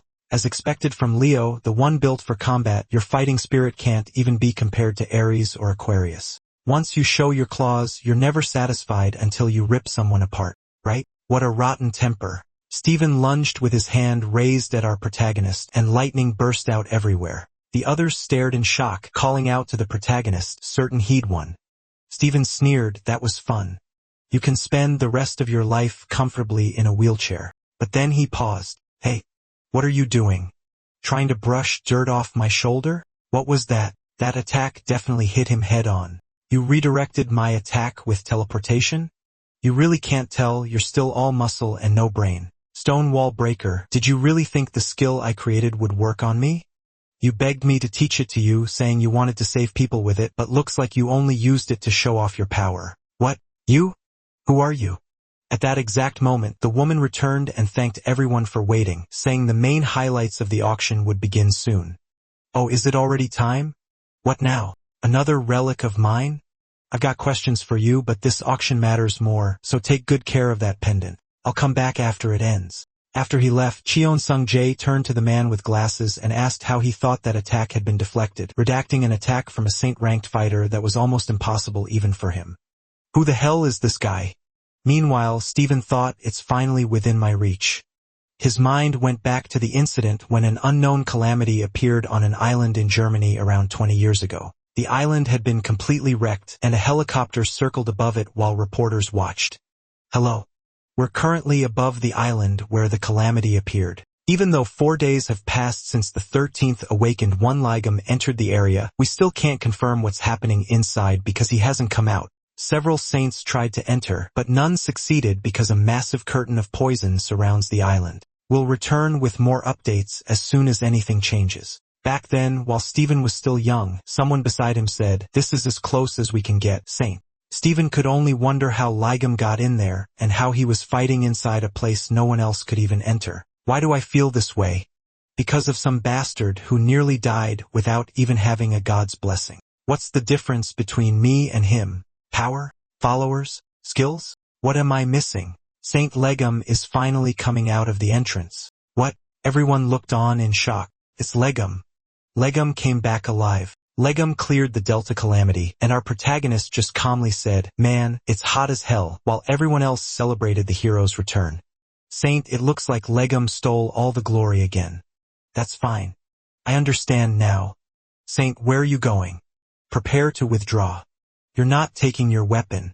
I don't need it. You can keep it. I found something even better. This is what I was missing.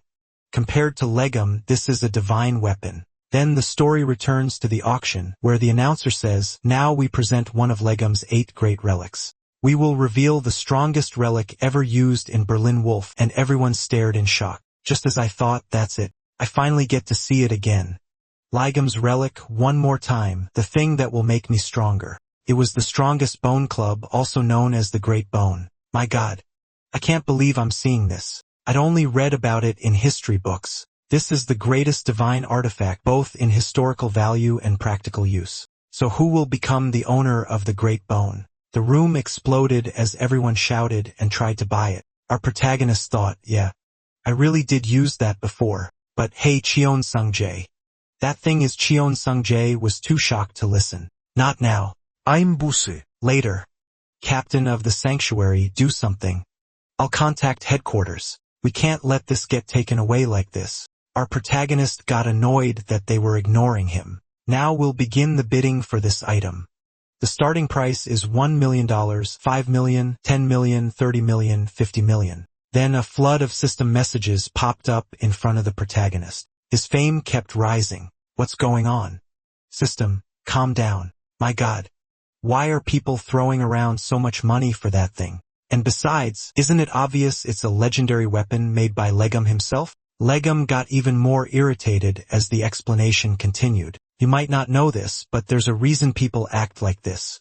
Accessories, charms, tools, magic weapons, every divine relic he made is considered the best of the best. Anyone interested in divine relics will do anything to get their hands on one, especially the Saint of Leo, Stephen Marker Markin. He's a serious case. He's been collecting Legum's relics all over the world. He's overwhelmingly powerful for a saint, so people are afraid to challenge him when it comes to Legum's relics. It's a shame the relics ended up filling only part of his collection. I need to calm down. All the profit is going into the government-managed bank account anyway. Then our protagonist paused. Wait, the profit goes to my bank account, so no matter who buys it, that's great, fine. Whoever wants it can go ahead and buy it. And the bidding kept going. Stephen Marker suddenly shouts 1 billion. I'll pay 1 billion, he says, and the whole place freezes. He starts walking forward and snaps. Didn't you hear me? I'm buying this relic for $1 billion. If that's not enough, I can make it 10 billion. The announcer stares for a second, then repeats 1 billion, an overwhelming bid of 1 billion. Everyone else is basically done right there. No one can match that kind of money. Even Sung Jae and the man with glasses look crushed. Do something, but there's nothing they can do. Meanwhile, Ji-hyun just watches the whole thing like it's a show. Then the announcer calls out sold. The great bone has been sold for an unbelievable $1 billion. After that, the scene cuts to some cleaners talking nearby. One of them says, "Did you hear? They said it sold for $1 billion. Yeah. That's not the kind of money anyone can just throw around. People like us can't even dream of numbers like that. Honestly, I just hope someone shows up and wrecks that guy." But then something catches their attention, and when they look up, a massive ice dragon is right in front of them. The man instantly takes it back. Back at the auction, Stephen is celebrating with his prize in hand. But, honestly, to John, that legendary relic still just looks like a normal bone. Stephen can barely contain himself. I got it. I really got it. The people around him cheer and congratulate him, calling him the greatest. Then a huge explosion erupts right in front of him. As Stephen wonders what's going on, that giant ice dragon appears. Panic breaks out at once. People start screaming that a calamity has appeared, and the creature says only one thing. I found Legum's relic. Its eyes lock onto Stephen, and it lets out a deafening roar. Then it charges straight at him at full speed. Stephen just grins and starts calling up his lightning power. He swings hard and sends the dragon flying. The impact wrecks everything in its path. Laughing, Stephen says this is the first time he's ever felt thankful for a calamity, because thanks to it, he gets to test this divine artifact right away. He stands there full of confidence, throwing around lightning while gripping the bone. Still, something feels off about it. Then the damage from that attack becomes clear. Someone realizes this is bad. The teleport zone's magic tower is collapsing because Stephen blasted the dragon into it. Everyone is horrified. If all that debris hits the ground, the floating island could fall. Someone quickly orders the disciples to combine their strength and block it. Others jump in too, saying they'll help. So everyone starts gathering their power, pouring out mana until it forms into a huge sphere they launch upward. They fire it into the sky with a shout, and the blast slams into the tower, stopping it from crashing onto the crowd. But people immediately realize it still won't be enough. The structure is too huge to destroy in time. Panic spreads again as people yell for everyone to run. Then someone calls out Apollo's fury. A giant whirl of flame sweeps over the area and stops the debris from falling on the people below. In an instant, the wreckage turns to ash. Everyone recognizes that skill. It's Hugo, the Sagittarius saint. Hugo appears with his bow in hand. Annoyed, he mutters that idiot lion really needs to learn how to control his strength because that was dangerous. People thank Hugo, but then something else catches his eye. He looks to the side and sees another huge monster staring at him. This one looks like a dog mixed with a dinosaur, and it's already preparing to attack. Hugo realizes there's another one. The creature keeps staring at him, and then fleshy tentacles shoot out toward the people nearby. The tentacles latch onto them, and the victims start screaming for help. Furious, Hugo curses it. He pulls back his bow to strike, but a roar suddenly sounds behind him, and he turns at once. It's the blue dragon Steven hit earlier, coming in with its jaws wide open. Hugo realizes too late it's about to take him down. Right then, just like the last chapter teased, the chaos reaches its peak. The monster had come up from behind Hugo, and when he turned, its mouth was already closing in. Everything looked over until John rushes in and slams the monster away. Hugo jumps in shock and yells out to him, "Hey, pay attention." The protagonist sends the monster flying, and Hugo thanks him, saying he just got saved. John fires back that Hugo should be the combat saint, so why does he have to save him? He even asks how Hugo can be weaker than a production saint like him. MC says he gets nervous every time he leaves Hugo alone. That leaves Hugo looking completely depressed, and the two start bickering like usual. Then something grabs their attention again.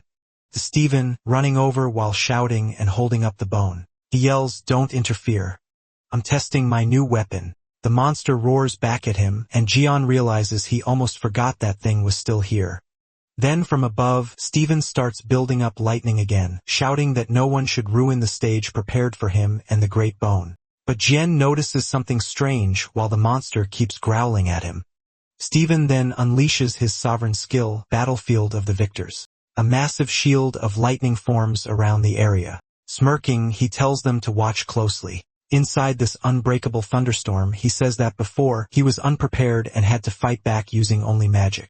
But now they'll see the true power of the Great Bone. The crowd starts praising Steven, calling him the strongest saint and saying not even Legum could stand against him.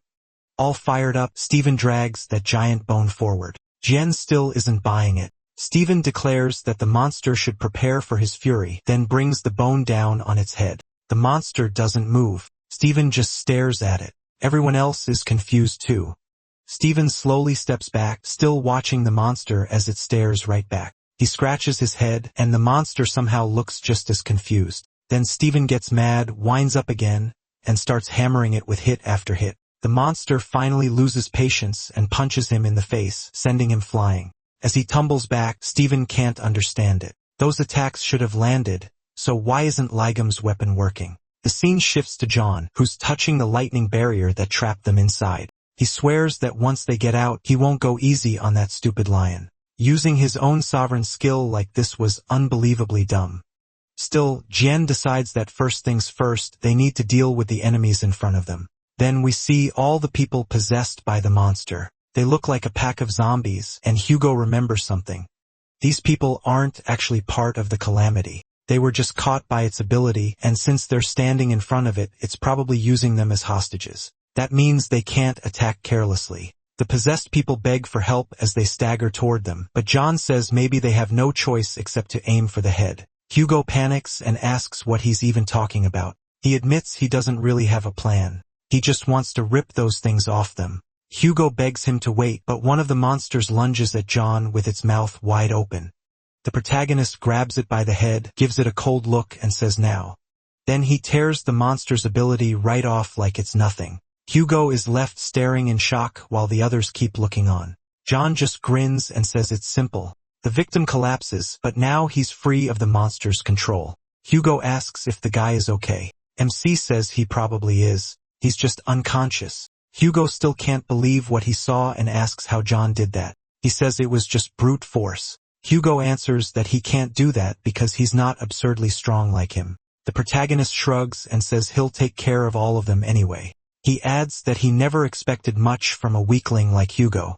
That only makes Hugo even madder. Still, Hugo says they can't just charge in blindly, so he'll cover MC. The two start powering up. Hugo with flames, John with black lightning. He asks IFRO if he still remembers how to do this. Ifro answers with a confident smile. The protagonist tells him to keep up. Hugo summons his fire bow, and John says instead of standing around, they should finish this now. The monster and the possessed people all turn toward MC. He gets ready and bursts forward at high speed, striking right through the middle of them. His lightning spreads out, hitting every possessed person and destroying the monster's control over them. The creature stares at Ji-yun in shock, then fires a bunch of slime shots at him. He dodges them all with ease, but then notices the monster wasn't just aiming at him. It was targeting the civilians he had just saved. As they start waking up, the monster tries to possess them again. From the back, Hugo gathers his power and fires a rain of flaming arrows that destroys the attack before it can reach them. The civilians flinch and shield themselves. With a serious look, Hugo says that as long as he's here, the monster won't touch those people. John praises him, then calls out to the ugly thing, telling it to stop wasting time and come at him. The monster locks on to the protagonist as he pulls back for a huge punch and blasts the creature away, flying into the sky, and the creature lets out a rough scream. But Ji-yun's hit tears the monster apart in one shot. Then he just stands there like it was nothing, just what you'd expect from MC. He ended it instantly. With that thing gone, the people it controlled should wake up soon. They're all lying on the ground slowly recovering. Then something catches John's attention, and he pauses. He tries to figure out what's going on when one system window after another starts popping up, listing all the skills he just got. One of them is Fighter's Instinct, Level 1. The system asks if he wants to use it, and Jian thinks Fighter's Instinct, so this skill needs a certain amount of divine power to work. Guess this is the perfect time to test it. He accepts. The scene shifts to Steven, still holding his bone. He curses under his breath, wondering how things got this bad. Why isn't the great bone working? Is he really unable to use its true power, or is he actually weaker than that monster? As he stares at the giant creature, people panic, saying Steven is getting cornered. Then they notice something else. John's energy starts spreading through the whole area, and with his bare hands, he rips open the skill Steven had used. Steven can't believe it. His sovereign skill was broken. Feeling real danger now, the monster decides it needs to grab the divine relic first, then kill John. The moment it lunges in to bite him, he snaps, "Shut up." Then he slams it down, sending it crashing so hard, everyone has to brace against the shockwave. Steven gets thrown back while John just stands there calmly, one hand in his pocket. The monster is smashed into the ground, and it can't understand how a human could be this strong. It even asks if the protagonist is really human. John fires back. "What the hell are you talking about, idiot?" Then he stomps down again and wrecks everything around him. Steven watches in disbelief, muttering that there was only ever one person with this kind of destructive power. He is. Before he can finish, John looks at him with a creepy smile and says it's good to see him again. He calls him a damn lion and says he's been having fun dragging MC's name through the dirt. Steven is already on the ground shaking. He stammers that it can't be possible, then swings at John, but he freezes because he catches the great bone like it's nothing. Trembling all over, Steven listens as the protagonist says he must have had a lot of fun playing with this. Then John crushes the bone in his bare hands and says sorry to ruin his hopes, but it's just an ordinary bone. He tosses the pieces right at Steven's face, and the guy realizes all that effort was for nothing. So MC says it's only fair that he gets his turn. Steven begs him to wait, but there's no time. John punches him straight into the ground, blasting through the entire place and out the other side. Cursing him, Steven drops into open space. Far away, the saint lies there, still unconscious, slowly waking up. Confused, she wonders where she is and why her head hurts. Back with John, Hugo can only stare at the huge hole he made. The protagonist casually says goodbye to that damn lion, if he's still alive, of course. Hugo asks why he threw him from that high up. With a body that tough, he'll probably survive somehow. Maybe. Hugo asks if the captured people are okay, and MC points out that they clearly are. Everyone is celebrating because they survived the calamity. Then he snaps his fingers and calls over Piggy, the former Piku, who's now one of his pets. He tells Piggy to go collect anything valuable. Hugo sighs. John is still as greedy as ever. The pet starts sucking up treasures while the two talk like nothing happened. Hugo asks about the person who lent the protagonist a phone. Hemsey says he thinks the guy's name was Sung Ji. That answer hits Hugo hard. John adds that it was probably Sung Ji, someone tied to Gemini and still young too.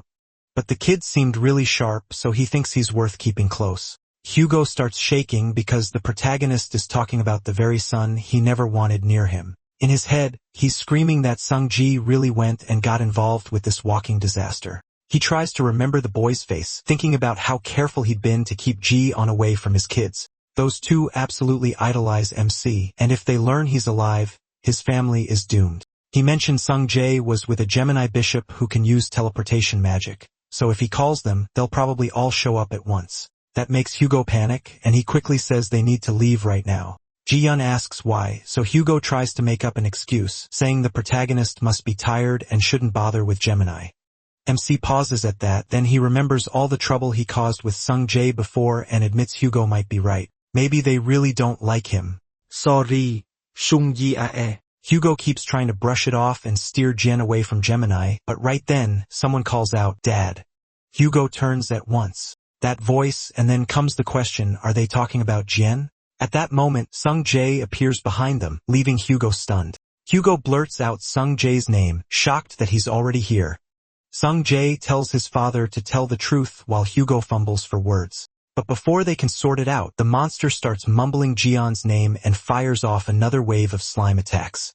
They head straight for him, but just before they hit, Lime appears out of nowhere and sucks up the entire monster until nothing is left. The system announces Divine Relic Omnipresent Mud Dumpling, Poison Resistance acquired. The skill range of Body of 100 Poisons has expanded. When creating a Divine Artifact, Poison Resistance will now be added as a basic effect. Ji-yeon just stares at Lime eating the monster, then suddenly starts yelling in anger. He can't believe the glutton tried to eat trash like that off the ground, telling it to spit it out right now. He grabs poor Lime and starts shaking it while Hugo watches and thinks, that thing came out of the bone calamity. This could have turned really dangerous. Sung-jae asks if that slime could be the one from the stories, and Hugo realizes he's right, he saw it in a book. It was Ji-yeon's artifact, the amazing skill the protagonist showed earlier, that raw magical power, the one person his shut and father was friends with, and now that slime Ji-yeon is holding. Sung-jae starts wondering if this really is MC, getting more emotional by the second. Meanwhile, Hugo just keeps taking mental arrows, looking totally crushed, while Sung-jae's eyes shine with excitement. He's still annoyed, keeps tugging on Lime. Then the scene shifts to the United States at the Lion Temple headquarters. Inside a meeting room with Lion's top executives, everyone is arguing because they still haven't found the Lion Saint. Since Gemini is famous for tracking people, someone says they should pay whatever it takes to make them find him. This is Oliver, Lion's bishop, the same man who was staring down Diaclose a few episodes back. Someone asks if Gemini would even help after the mess he caused before. Oliver grumbles that he was only trying to look cool since it was his first big appearance. The discussion keeps going until one of them cautiously asks if the one who beat their leader could really have been John. Oliver brushes it off, saying that even if it was the protagonist, he was beaten once before. Besides, among all the saints, theirs is the strongest. Then suddenly, a phone starts ringing in the background with a song mocking the lions and praising Ji-yeon instead. The whole room goes silent and stares. She awkwardly apologizes, saying she forgot to put her phone on silent. The one speaking is Lion's vice-castellan and one of its cardinals. A man snaps at her in disbelief, asking what she thinks she's doing when they're in a meeting to find their saint. Casually asks why they should even look for that bastard. Everyone is stunned, and she quickly says, fine. Why should they look for him anyway? The guy's tough. He'll survive somehow. Now everyone is wondering if that really was a slip, while another executive complains angrily. But Erin checks her phone and reads the message. Nah, we've got a new uncle now. He's super cool, so come home fast. The legends were true. For context, Nona is basically like calling an older sister sis. The angry executive keeps shouting, asking if she's even listening. But Euron is stuck on one thing. An uncle? What does that mean? So she announces she's leaving and tells them to decide the rest on their own. Then she turns around and walks out, leaving everyone staring. The man with glasses is left fuming, yelling after her. Then the story moves to the Aquarius dorm where Sophie and Marty live. A crowd keeps begging, asking the saint to say something. They want answers about the drachma incident, Ligam's part in it, and who was taken there. They also demand the truth about what happened 20 years ago, but her guards step in and shut it down. They say the saint needs rest today. Any answers will come later through an official channel, so everyone needs to leave. Upstairs, Sophie watches all this with suspicion. With a face mask on, she fumes over Ligum. She can't believe he stirred up this much chaos. Her mind goes back to the disaster and Drachma. People were panicking and yelling for space. Rumors spread that the saint had been kidnapped and then released by bold criminals. Wrapped up and looking miserable, she stayed silent. Then the necklace Legum put on her starts glowing green. Everyone panics thinking it's an attack, but then they realize it's some kind of message. A hologram appears. Who killed me, Legum? Tell everyone the truth about 20 years ago. Sophie panics, not knowing what to do. If she tells the truth, the other saints will come after her. If she stays quiet, Li Jian definitely won't let it go either. She's furious that he did this to her while she was passed out, or she can't even take the necklace off. Screaming in frustration, she swears he'll pay for this. In her mind, all of it is Li Jian's fault. Meanwhile, far away, our guy's completely relaxed. With Kufrino stretching out on his legs, he takes it easy. He casually says maybe he should do some farming today. Then we cut to someone watching the news. The reporter says Sophie Marty still hasn't come out of her sacred dorm, and she hasn't made any statement at all. Out of everything that happened after Drachma, this may end up causing the biggest fallout, but Li Jian thinks that still won't be enough. Then the scene shifts to Hugo's house, the Saint of Sagittarius. A shot lands right in the center, 10 points. The one who fired it was Hugo. Using his new bow, he waits for Li Jian's opinion. Asked what he thinks, Hugo says it's perfect. To him, it's way better than the one that old goat made before. Li, the 1100th, instantly gets annoyed by the comparison. Then he destroys the arrow that just hit the target. Smirking, he calls that a real 10 points. Hugo stares and asks if he really had to shoot like that. Even blindfolded, Li Jian hit Hugo's arrow exactly. He says shooting arrows is fun too. Hugo complains that he did it on purpose and didn't need to aim at his shot. He laughs and admits he only did it to mess with Tyson. Just then, someone walks up beside him. It's Sung Jae, warmly offering Li Jae water and a towel, asking him to help himself. The protagonist thanks him. The two sit there peacefully, while Sung Jae looks after him. Behind them, Hugo burns with jealousy. So he asks Sung Ji if he brought water for his dad too. Sung Ji tells him it's in the fridge and he can get it himself. Li Zhong can only grin at that. While Hugo sulks, MC starts thinking. After what happened in Drachma, his stats went up, so maybe it's time to invest them. The system announces that Ophiuchus' sacred domain, the Serpent Palace, has been created. Since the domain is still low level, the space is small. The sacred domain is where the constellation master lives. It's also a private territory where that master can store and use power. Now Li Jian can control his own domain. He can even teleport the low-class avatar Kufrino into it. The system adds that human avatars can strengthen the domain further. That part catches his attention. Then Sung Jae reminds him it's almost time to leave, saying he has things to handle too, and they should go together.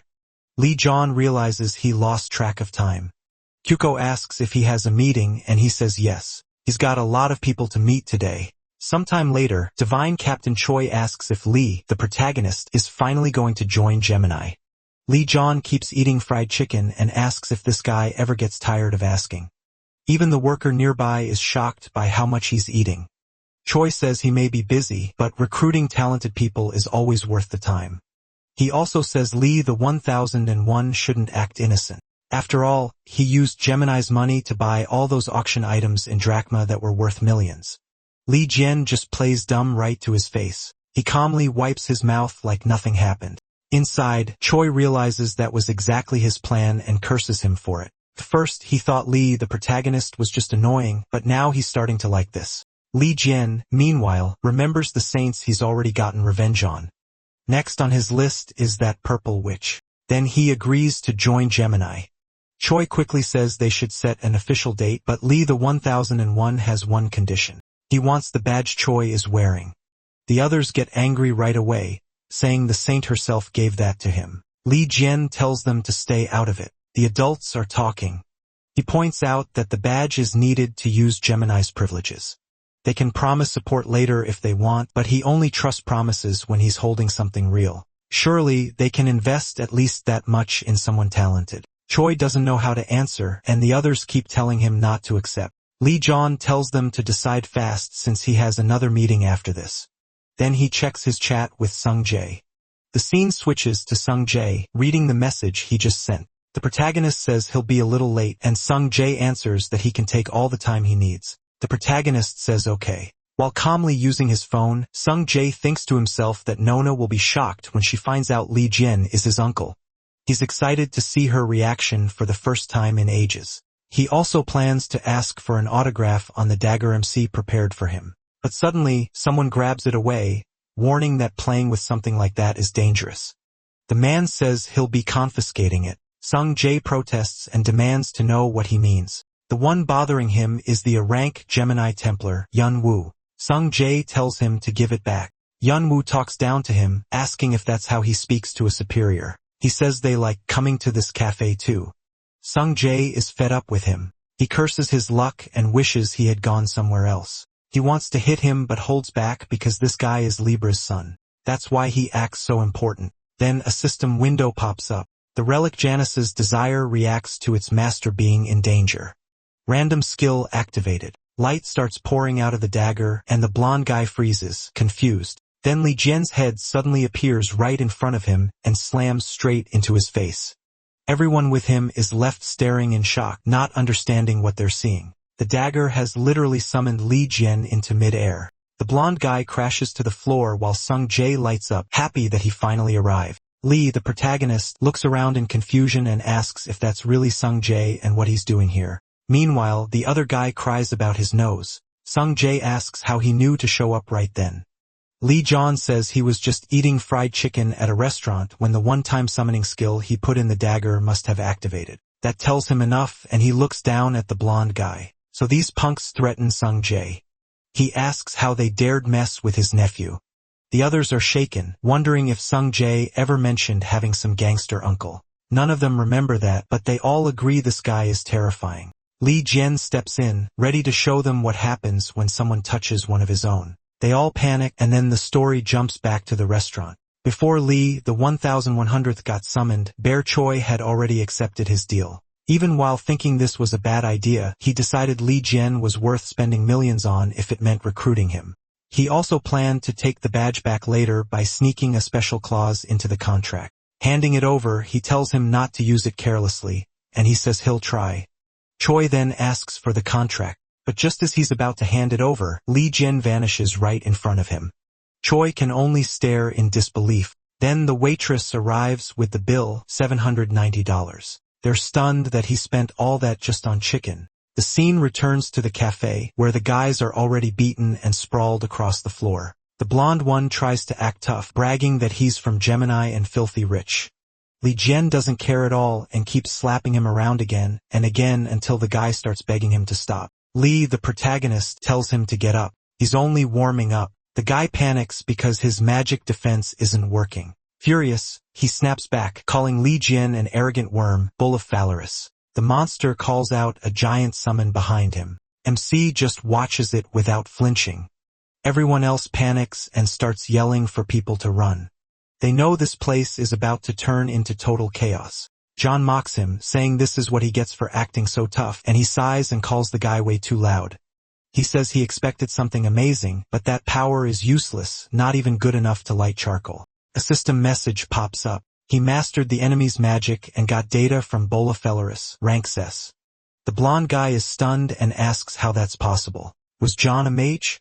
He answers no. He's a blacksmith. After that, more system messages start showing up one after another. The last one asks if he wants to use the data as a skill. G says he'll show him how that skill is really supposed to be used. He calls out, "Burning manly bull of Phalaris." A huge minotaur appears, and it tears through everything in its path. Sometime later, the blonde guy is smashed into a wall completely wrecked. Jion warns him if he messes with Cheon Sung Jae again, he'll end up skewered. He tells Sung Jae not to be scared of idiots like that because his uncle will protect him. Sung Jae happily agreed. Right then, Chun Yoha finally arrives, asking where Chun Sung Jae is. She looks at the destruction around her and wonders what happened and if he's okay. But Sung Ji rushes up excitedly and says she won't believe it.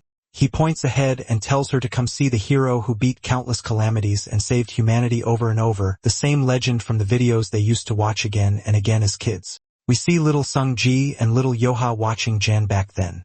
Now she stares at him in disbelief and whispers, "Mr. the protagonist." She even pinches herself to check if this is real.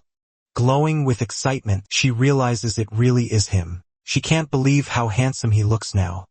20 years ago, he had all kinds of scars, and after spending 20 years in the Devil Tower, she thought he'd look even worse. But she tells herself that doesn't matter. What matters is the amazing hero he is. She's just so happy that Mr. Jane is okay. Sung-ji points out she said all that out loud, and she gets embarrassed. MC simply smiles at her and says it's a pleasure to meet her too. She introduces herself as Chan-yo and thanks him for helping Sung-ji. He tells her she doesn't need to be so formal. Since she's Hugo's daughter, she's basically his niece too. Those words hit her hard and she gets emotional. She apologizes for asking this right after meeting him, but she has a favor to ask. Chan-yo tells her not to be shy, wondering if she wants an autograph. She starts asking if, when he has time, he could, but right then, a lava monster rises behind him with a roar. Chan-yo reacts to the shout, confused about what kind of favor this even is, but then he realizes the roar came from the monster behind them. Yoha instantly cuts its head off while Sung-ji hides behind the protagonist. She tells MC to give her a moment. She'll ask properly after she deals with these calamities, then she dashes off at full speed. Sung-ji says she only got like this because of JN, so he asks, "What did your sister just say?" "She wants to ask for my hand." "What is that supposed to mean?" The scene shifts outside, where an announcement warns that multiple calamities have appeared, and this is not a drill. Everyone needs to evacuate to safety. Calamities fill the sky while giant worm-like monsters tear through the city. People run in panic, but one monster is already full of holes like Swiss cheese. The one who did it is Yoha with her spear. More calamities rush toward her, but she pushes herself harder, saying she needs to be faster. She keeps cutting them down one after another. She wants to finish this even quicker so she can go talk to her uncle. Even then, more calamities keep roaring overhead. Seeing the destruction spread, she gets annoyed that they won't stop appearing and decides to wipe them all out at once. She starts spinning her spear as she charges straight at them. Yoha shouts for them not to interrupt her proposal. Then she hurls her spear, and it destroys every calamity in its path. She declares the name of the move Lotusfleisch. The attack leaves massive destruction behind. From a distance, Chanyo watches it all and thinks he followed her because he was worried, but that clearly wasn't needed. Her combat sense is even better than Hugo's. When Yuhai notices Jion, she gets distracted, and at that moment, a calamity appears right behind her. Just before it can grab her, he steps in and saves both her and Xian Sungji. Blushing hard, she says it's amazing that he even avoided her last attack. She says there really are impressive humans out there. Then a fierce monster woman appears holding a whip. She says Ji-hun will become her special pet. She's riding a giant mutant turtle-like beast. She asks the protagonist why everyone these days keeps playing with fire. Ji-yun says he wasn't looking for trouble, but he does need materials to make more relics, so he'll use this chance. She declares he'll be her #1 fuel source and a fun human to train. MC realizes who they are, the unusual race, and says he needs to stop them now. Then he asks Yuhai why she's so distracted. He points out she was about to fight them alone again. He tells her to leave this to him and protect the civilians with Sung-ji. He trusts them because they're both strong, so they should leave these two enemies to him. Yuhai smiles and agrees. Sung-ji then starts summoning his giant construct while Yuhai readies her spear again. Ji-yun tells them they should have a little fun. Just then the monster woman lunges at him with her whip, screaming for more. She wants him to suffer even more. Ji-yun keeps one hand in his pocket as he dodges every strike. She finally catches him with the whip, but he stays completely calm while she celebrates, saying it'll be even more fun to train him now. She flings him into the air, then smashes him through several buildings before finally slamming him into the ground, but he just tears her whip apart and tells her she talks too much for someone this week. He asks if that's all she's got. The monster woman grins and says, of course not. And then her turtle breathes a blast of fire at Jion. A huge explosion erupts. Meanwhile, Sung-ji's giant summon shields people from the debris and tells them to evacuate quickly. Sung-ji is proud that he managed to get everyone out. He tells Yuhai to evacuate the remaining civilians, and she agrees. But then she looks back at the explosion where Jion was. She knows he's strong, but he's fighting the illusion race, one of the most dangerous calamities, at least red class. Even the protagonist could have trouble with that, especially if he still has wounds or side effects from the Devil Tower. If that's true, she needs to help him. Sung-ji reminds her. Ji-yeon told them to stay back, but she says she'll return soon and tells him to hide. The area is left completely wrecked by the attack, yet MC is still standing in the middle of the monster, says she pushed too hard and didn't mean to turn him to ashes. John laughs and says, now that's real fire. At least this much heat counts. Unlike that pathetic flame from the Gemini blonde guy, this one will definitely work as his #1 fuel source. A system message appears, usable fire obtained for the creation workshop. The monster is shocked that he survived her hellfire attack. Jen says that now he has fire, there's no reason to hold back. He summons the hammer of creation. The system confirms usable fire has been detected in the creation workshop. Workshop level 1 activates repairs, upgrades, and attribute enhancement with initial luck being applied. Then it tells him to choose a target for enhancement. Jen says he's already picked the target. A green circle forms around him, and the monster woman watches from afar. Confused, she decides not to let him finish, but right then, Yoha appears behind her and activates a skill, Lightning Roar. A massive red bolt crashes down on the monster woman, but Yoha is shocked when it does absolutely nothing. The monster curses her and sends her flying far away. Yoha coughs up blood from the hit, and the monster orders her giant beast to finish the job. Just as the huge thing opens its jaws to swallow Yoha, something stops it and yanks it back. Yoha wonders what happened and sees Jen holding the beast by its tail. He asks where it thinks it's going because it's still supposed to play with him, then slams the giant creature into the ground. So it only looked like a turtle. It's actually a lizard. The beast crashes down with its mouth hanging open. Even the monster woman is stunned that Jen grabbed and threw the hell lizard with his bare hands. He warns her that if she touches Yoha again, he'll wipe out her whole race. She feels a terrifying pressure and starts to panic. It feels like his presence is swallowing her whole. She can't believe it. A mere human is overwhelming, a proud member of the illusion race. Then she decides she's done playing.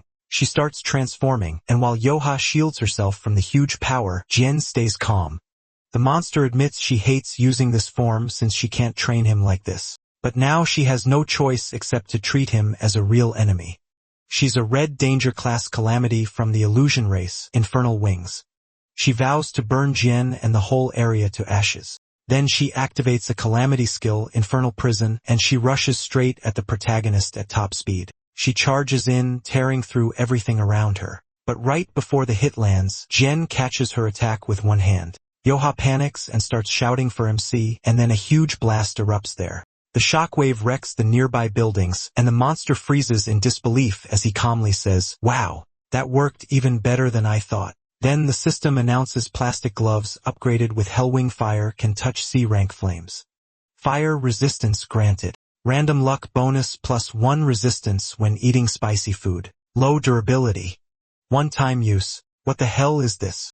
He stopped my infernal prison with nothing but plastic gloves? Right after that, Ji-yeon's regeneration kicks in, and the damage from the attack starts healing fast. I'm making you pay for setting the whole city on fire. From now on, you're gonna keep my creation workshop burning at all times. What kind of insult is this? Insult? What are you talking about? You're seriously looking down on the power of my plastic gloves. Do you even know how useful they are for eating spicy chicken?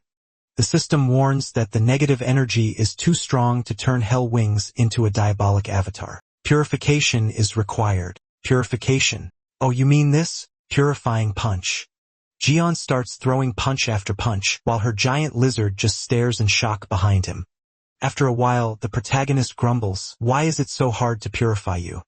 Then the system replies, "Target fully defeated. Dead targets cannot be purified. She died that easily. What a pain. I guess I've got no choice. Since my fire source broke, I'll use you instead." The calamity Infernal Lizard surrenders. Infernal Lizard has become a diabolic captive. The little lizard pops up and waves a white flag at Ji-yeon. "Alright then. What should your name be?" Option 1, Torch. Option 2, Gas Tank. Option 3, Lantern. Option 4, Charcoal.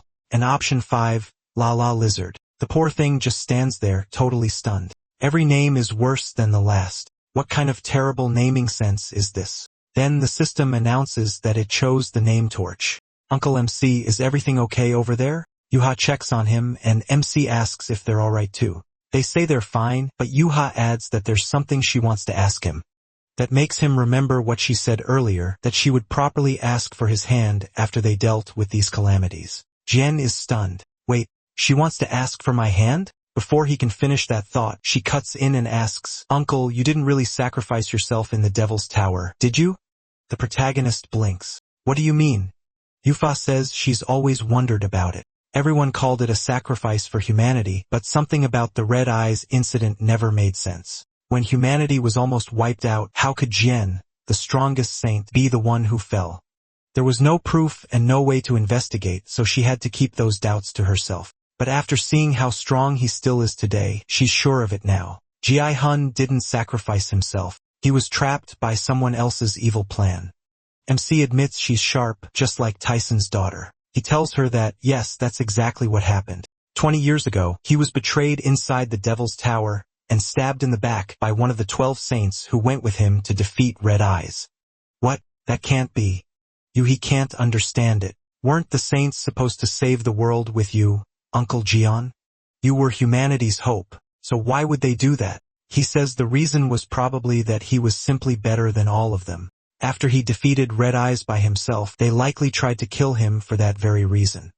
With the leader of the calamities gone, they could rule the world however they wanted. And the biggest thing standing in the way of their ambition was Jian himself. He says he can't be completely sure, but that's the only explanation that fits. Yusha was horrified.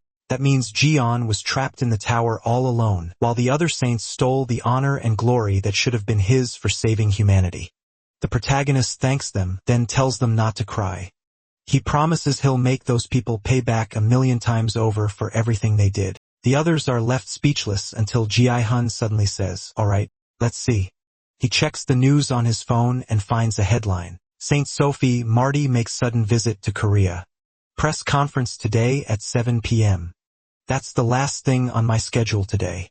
The scene shifts to the conference venue where the saint is already there in a very fancy hall. Reporters crowd around taking pictures and recording, all waiting to hear what she has to say, while two people whisper nearby. One wonders what could be important enough for her to call this press conference. The other guesses it's probably about the strange message that appeared on her necklace in drachma, or maybe it has something to do with the recent rumors that John survived. Either way, they're sure she's about to reveal something huge. Sophie tries to keep up a graceful pose, but inside, she's panicking. Oh God, I'm dead. Should I just forget this press conference and run? But with that relic hanging around her neck, she has no idea what it might do to her. Could even be a bomb. If she wants to live, she has to do what John said. She imagines MC controlling her like a puppet and realizes one thing for sure. Unlike the other saints, he was not bluffing when he said he'd get rid of her. That thought leaves her trembling. Then she finally says the reason she called everyone here today is to reveal the truth about something that happened 20 years ago. She asks if everyone remembers the incident at the Devil's Tower back then. People immediately react. The Devil's Tower? You mean the Red Eyes raid? They completed that raid, didn't they? That's why the 12 saints are still called heroes today. Sophie takes a breath and says the truth is the real hero who defeated Red Eyes that day was John. At first, the crowd just repeats his name in confusion. Some even think it's old news, but then it sinks in, and the whole room explodes in shock. Reporters start yelling, Saint, what do you mean? Is that true? Are you saying John alone killed Red Eyes, not Stephen Marker? Tell us what really happened. The room turns into chaos. Does that mean the protagonist is alive and the saints lied this whole time? Sophie hesitates, not knowing how to answer. Just as she's about to confirm it, someone cuts her off, saying that's obviously impossible. A sinister man appears behind her. She turns pale with fear. You, Jean Lewis? This cancer, Saint Jean Louis Morin. He looks at her and mocks how pale she is. According to him, she clearly isn't in any condition to keep speaking. Isn't that right, Sophie? He keeps up the fake concern. You really don't look well, saints? Seems like this conference can't go on, Sophie. She tries to answer, but he snaps at her to shut up. He demands to know what she thinks she's saying with the microphone still on, and reminds her to know her place. All she had to do, he says, was keep pretending to be a saint like she always had. So what exactly is she complaining about enough to pull something like this? If she doesn't want everyone to see him rip her mouth apart, she'd better stay quiet. Then he switches off her microphone and turns to the press. He apologizes to the reporters and claims that Sophie is being blackmailed into giving false testimony. Still, he says not to worry. He'll keep her safe. After apologizing again to the media, he announces that the conference is over. The reporters protest at once. Over. What about John? At that moment, dark power starts pouring out of him toward the crowd as he says MC died in the demonic tower 20 years ago. What else do you need to know? He argues that if John had really come back, he would have shown himself by now. So why hasn't he appeared? But the reporters pushed back. If Sophie is being blackmailed, why is the blackmailer using his name? If the conference ends like this, suspicion toward the Saints will only grow. So they demand that he explain himself. That only makes him angrier. Damn, insects. Learn your place. He starts gathering power in his hand when a voice from behind suddenly says, "Look at that face of yours. Are you really trying to wipe out all the reporters?" The second he hears that, John's foot comes flying straight at his face. As a reminder, the last chapter ended with that creepy guy showing up to meet the Saint. And just when he tries to get rid of all the reporters, our guy comes in with a flying kick that lands clean, sending him flying across the room while everyone watches in shock. Sophie stares and cries out, "Oh my God, he's here." The man can barely process it. What the hell was that? John smirks. "It's been a while, hasn't it, you rotten crab? Your face is still as wrinkled as ever. Here's a little gift for you." Then he slams something right into him. The man stares. To that's a tail? The scene briefly cuts to Torch. John's new little mascot, now missing part of his tail. Then it jumps back to the protagonist, holding the poor lizard's tail as he says, "Hey, rotten crab, who do you think you are? Shutting down this conference." People in the crowd start whispering, "Wait, isn't that the infernal lizard's tail?" But then the man appears behind MC and says the same thing himself. "Isn't that the infernal lizard's tail? I heard someone defeated it right after it appeared. So that was you." Jen clicks his tongue. "You've got to be kidding. Just a clone?" He's surprised he figured out his division skill at a glance. Then he asks, "Who the hell are you?" He answers like it's obvious. "Me? Who do you think I am? My name is him." The whole room goes silent in shock when he says it. Everyone stares at him, and then one person suddenly laughs. That breaks the tension, and soon the whole crowd is laughing. He says he's John. What a joke. Another reporter mocks him, saying he's way too handsome to be the protagonist. So now they're all making fun of our guy. "Looks like you've got some skill, but you're also completely delusional. If you wanted to show off, you should have picked a better target." But Ji-hun doesn't even let him finish. He swings the tail down hard and smashes the guy, sending him rolling across the floor while MC starts spinning the infernal lizard's tail in his hand. "Seriously, do all of you need a beating to get it? What are you all staring at? Come at me." He lunges at the reporters, and they run for their lives, screaming for someone to get him out of there. Sophie thinks this is her chance to escape. But right then, John appears behind her, and she freezes up. "Oh no. Where do you think you're going, pest? You're going to finish your little speech. Tell them how you all escaped from Red Eye 20 years ago, and how you lived like kings after leaving me there to die. Go on. Say it all." The guy snaps back, calling him a bastard. But before he can go on, the whole place starts shaking, and the system warns them. A threatening energy from the darkest star is getting close. Black power starts covering the entire area, and Jian begins to break apart. Everyone stares in shock, not knowing what's happening. "My God, impossible. What have I done? It's not you, idiot. It's this whole mess. I can feel divine energy from a god." Then a huge dark figure appears behind Jane. It glares at Jian and says, "So you really are the real one. Good. I don't know how you survived the Devil's Tower, but now that you're back, it's time for your welcome party." As he says that, he releases a crushing power straight at Jian. Then the scene cuts to Hugo's house. He's making food and sighing in relief. Glad sang Ji-hee and you are finally gone so he can eat in peace. He turns on the TV hoping to find something good to watch, but then the reporter says she's live at Sophie Marquis' press conference, where everything has fallen into chaos. A man claiming to be Ligam has barged in, and he's now in a fierce fight with the Sagittarius Saint. She even says he looks way too excited about it, while John keeps throwing hands. Hugo goes pale and blurts out, "Of course, what the hell is that idiot doing now?" Then we jump back to the fight. The Cancer Saint gathers black energy in his hands and fires off a huge attack, sending the crowd into a panic as they run. Jen dodges with ease and says, "Your attacks are weak. That's never going to work. Got you." The Saint spreads his attack wide, trying to trap the protagonist. But just before it lands, he's shocked to see Jen block the whole thing with his dagger. Not only that, he's upside down, holding himself with one hand. The crowd is so stunned, they start clapping for MC. The guy keeps firing more dark attacks, but Jian slips past every one of them and lands right in front of him. "Alright, my turn." He rushes in at top speed while the other guy gathers power again and mocks him. "What, did you spend 20 years practicing flips?" Then he launches another dark blast at him, but he dodges again and laughs. "That's all you've got?" Then he slices the Cancer Saint in two. But something catches John off guard again because the guy turns to ash one more time. "Damn it, so you spent all these years training this trick. What, are you trying to be Naruto now?" The Saint smirks and says he'll take that as a compliment while Sophie braces herself. Then he creates a dark tornado, draining the life force of everyone there. Jiang curses him, asking how he plans to cover up a disaster like this. The Saint says he'll deal with the consequences when they come. For now, he's decided to kill Jiang by using the whole crowd against him. "I see.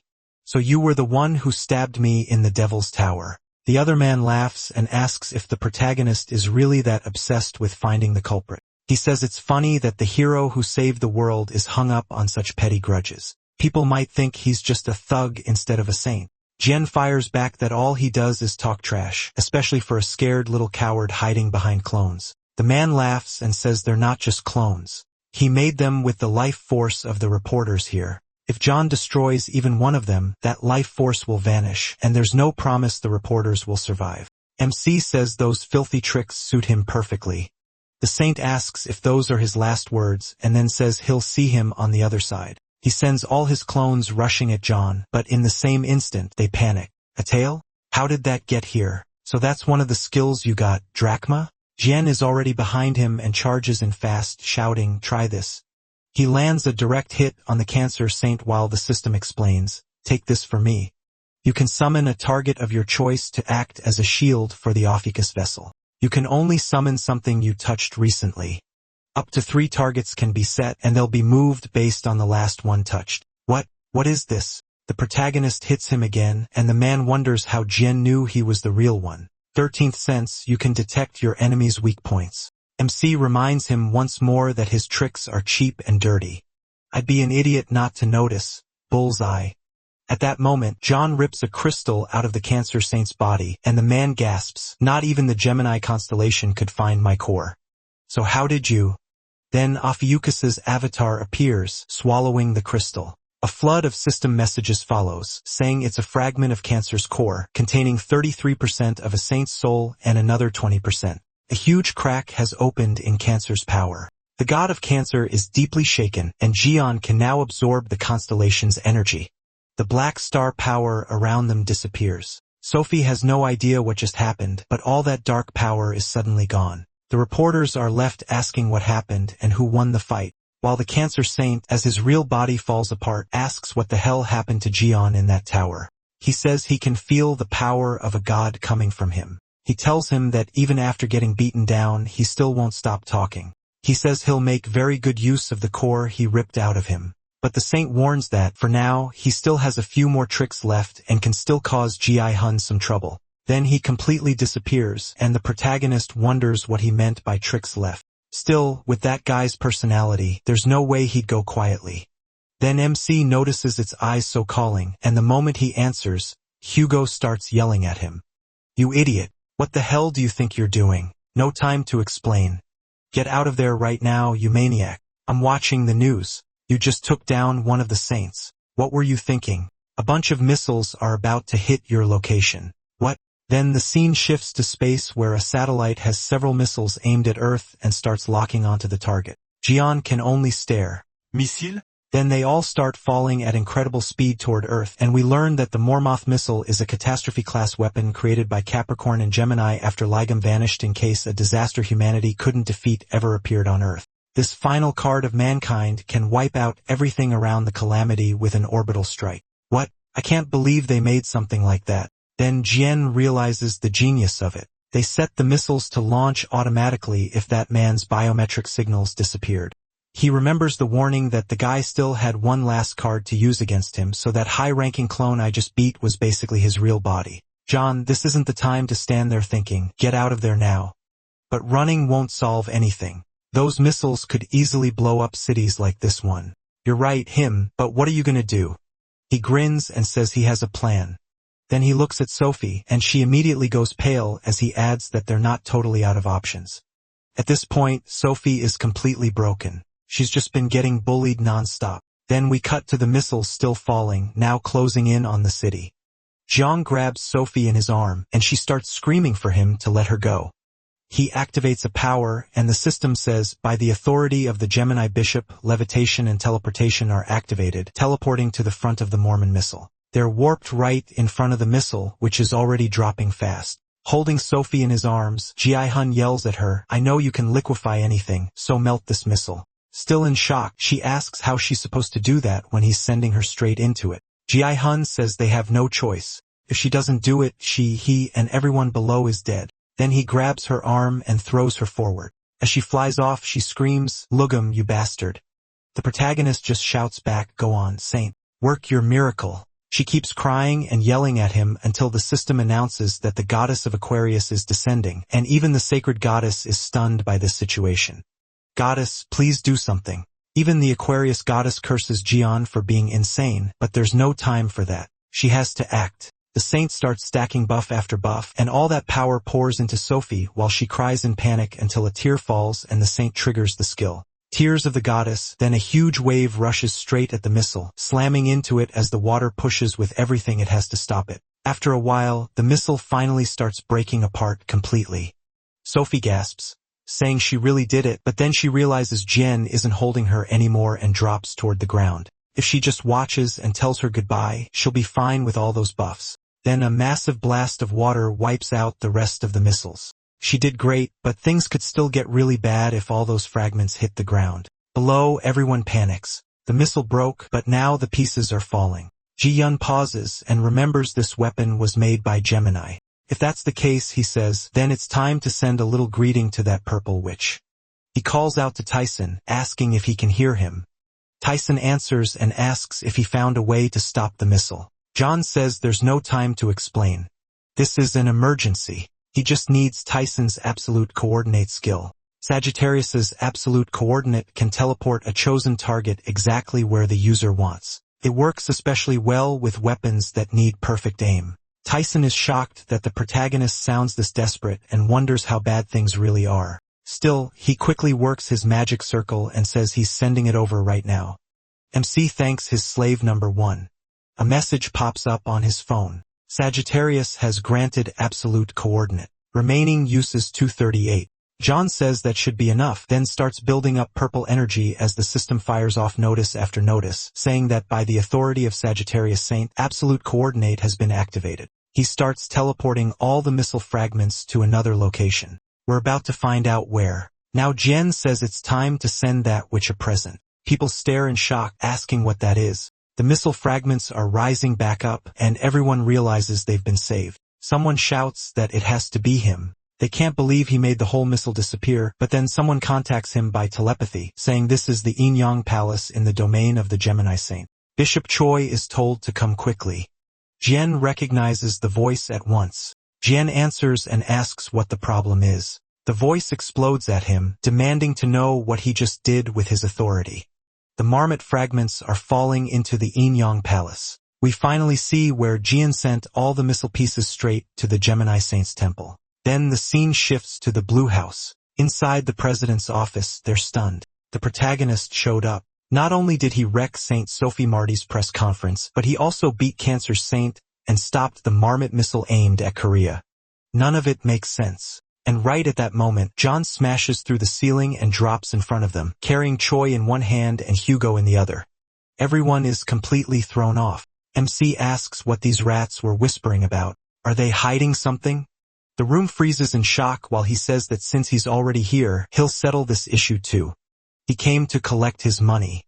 He heard they still have access to the account holding the money from selling all his belongings. He remembered it on the way home, and everyone starts wondering if this really is Ji-hun. If it is, they're in serious trouble. He tells them to shut up. He already tried to access the account using ISO's authority, but it didn't work, even though he clearly remembers appointing Hugo as his proxy. So something about this is obviously wrong. They awkwardly explained that the Korean government had trouble trusting Hugo, so Ji-hun immediately cuts in asking what they just said. Their excuse is that Hugo is a foreigner. After the protagonist disappeared, they say they couldn't trust a saint from another country, while Korea had no saint of its own. And because of several incidents, Sagittarius faction grew weaker. So in the end, they handed responsibility to someone they considered more trustworthy than Hugo, who stands there furious as he listens. John then tells Hugo to cheer up. Hugo, nearly in tears, calls him the worst. MC shrugs and says that before he starts breaking things, they should give all his money back. The people there wonder what's going to happen to them, but then someone suddenly yells for everyone to shut up. That voice makes them all stop. A sandal flies right into the room, and John says she finally showed up. She declares that they've already taken over the account so he can get lost. Then she steps in with full confidence. It's the Gemini saint, Rare Equine. She says she'll need every bit of his fortune to rebuild the palace he just destroyed. She accuses Ji-hun of sending the marmot fragments to her palace, saying it's now completely wrecked. Does he have any idea how much damage he caused? She keeps shouting at him in fury, and Ji-hun casually asks who she even is. That only makes her even angrier. She snaps that he should be quiet because she's going to get rid of him now, then forms a magic circle above herself. The system announces that Gemini's magic power is rising. People panic saying it's Gemini and they need to run. She links herself to a powerful spirit, Gemini's strongest move, summoning a spirit from another world through a spiritual call. A spirit begins to appear and takes in that transcendent power, while below, Rakim keeps shouting, telling Ji-hun he's finished now. The spirit queen, Lily Queen, answers the summon, and piece by piece, her full body emerges, transforming into a fairy-like form as everyone watches in amazement. Ji-hun, though, stays calm. Rakin proudly declares that this is Lily Queen, a spirit almost on the level of a sacred god. She asks if the protagonist really thinks he can fight that. Instead, MC suddenly appears right in front of her and grabs her, then throws her away, telling her to get lost. She goes flying out through the hole he made the same way he entered. Even from above, they can still see her flying, while everyone screams in shock about what he just did to the saint. Her summon immediately starts being pulled back into the circle. Gemini's magic power begins to scatter, and Lily Queen tries to return home. But just as she's about to vanish, Ji-hun grabs her by the head, making her freeze and asks where she thinks she's going. Then he drags her back out of the summoning circle. The system announces that he has successfully captured the spirit queen, Lily Queen. Ji-hun mocks her, asking if he looks stupid. How dare she try to run?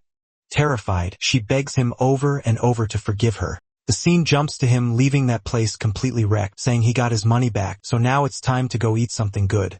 Then he notices all the documents and says something feels off. Why didn't the Real Haji come herself? She's the kind of person who'd drop a meteor in the middle of the city if she got mad. Ji-hun says he's been wondering about that. After all the chaos at the Inyang Palace, she still never showed up. That can only mean one thing. The situation is confusing, but the protagonist's sure of it. Something is keeping her away. As they keep talking, he finally says there's no way that Hothead is controlling her temper on purpose. He thinks he knows where she is, so it's time for a visit. Then the scene shifts to Chewie and Sung-ji's apartment, Hugo's son. Someone suggests they eat while they work. They ask if he wants a burger. Sung-ji looks a little down as he stares at the burger, then says he'll eat something else instead and asks what Jimin wants. Jimin says he wants something different too. Right then, Hugo suddenly sneezes, and she laughs, teasing him. Gemini's jokes from the back that she's just messing with him. Someone adds that ISO would faint if he found out, but ISO isn't coming. Then the scene changes, showing ISO dressed up, while they explain he went out to do a favor and will be a little late. John says it's time to start the interrogation. We see the little fairy queen trapped there inside Ares's relic, the durable display case, a very tough case for relics. MC tells her she'd better answer his questions properly. She quickly agrees. He says being stuck in a clear box is still better than being trapped in a book, so she should choose wisely. He shows the S-rank relic book that imprisons everything, an inventory relic that stores a target as text and can be disguised. Right now it looks like a cookbook. The poor fairy panics and keeps agreeing, while Jiyeon thinks it's way too strange that which still hasn't appeared. That means it's not that she chose not to come, she can't come. So she must be trapped somewhere, and that place is Cheon Sung-jae's house. The fairy hurriedly says he got it exactly right. Cheon tells her he'll give her one chance. Where exactly is she? He presses her again, asking if she wants to say it herself or if he should say it for her. Finally, she says the woman is over there, pointing at a statue. Cheon smiles. That's the same angel statue that was broken before. He knew it. Something about it smelled bad from the start. He remembers hearing that she kissed it or something like that and figures that was the witch's coordinate marking magic. He recalls Gemini saying they weren't his. The saint personally kissed them to bless them. That connects with the 13th sense. Jiyeon stares at the statue with a dark look, and the system announces that the 13th sense is activating, letting him interfere with the spirit world. Then the statue suddenly starts screaming at him. Angry, she snaps, "Hey, Lily Queen, why did you tell him everything?" That spirit is Heiji, the saint of Gemini. She drifts out of the statue like a crying ghost. It's Heiji in her spirit form. Damn it, of all people I had to get caught by him.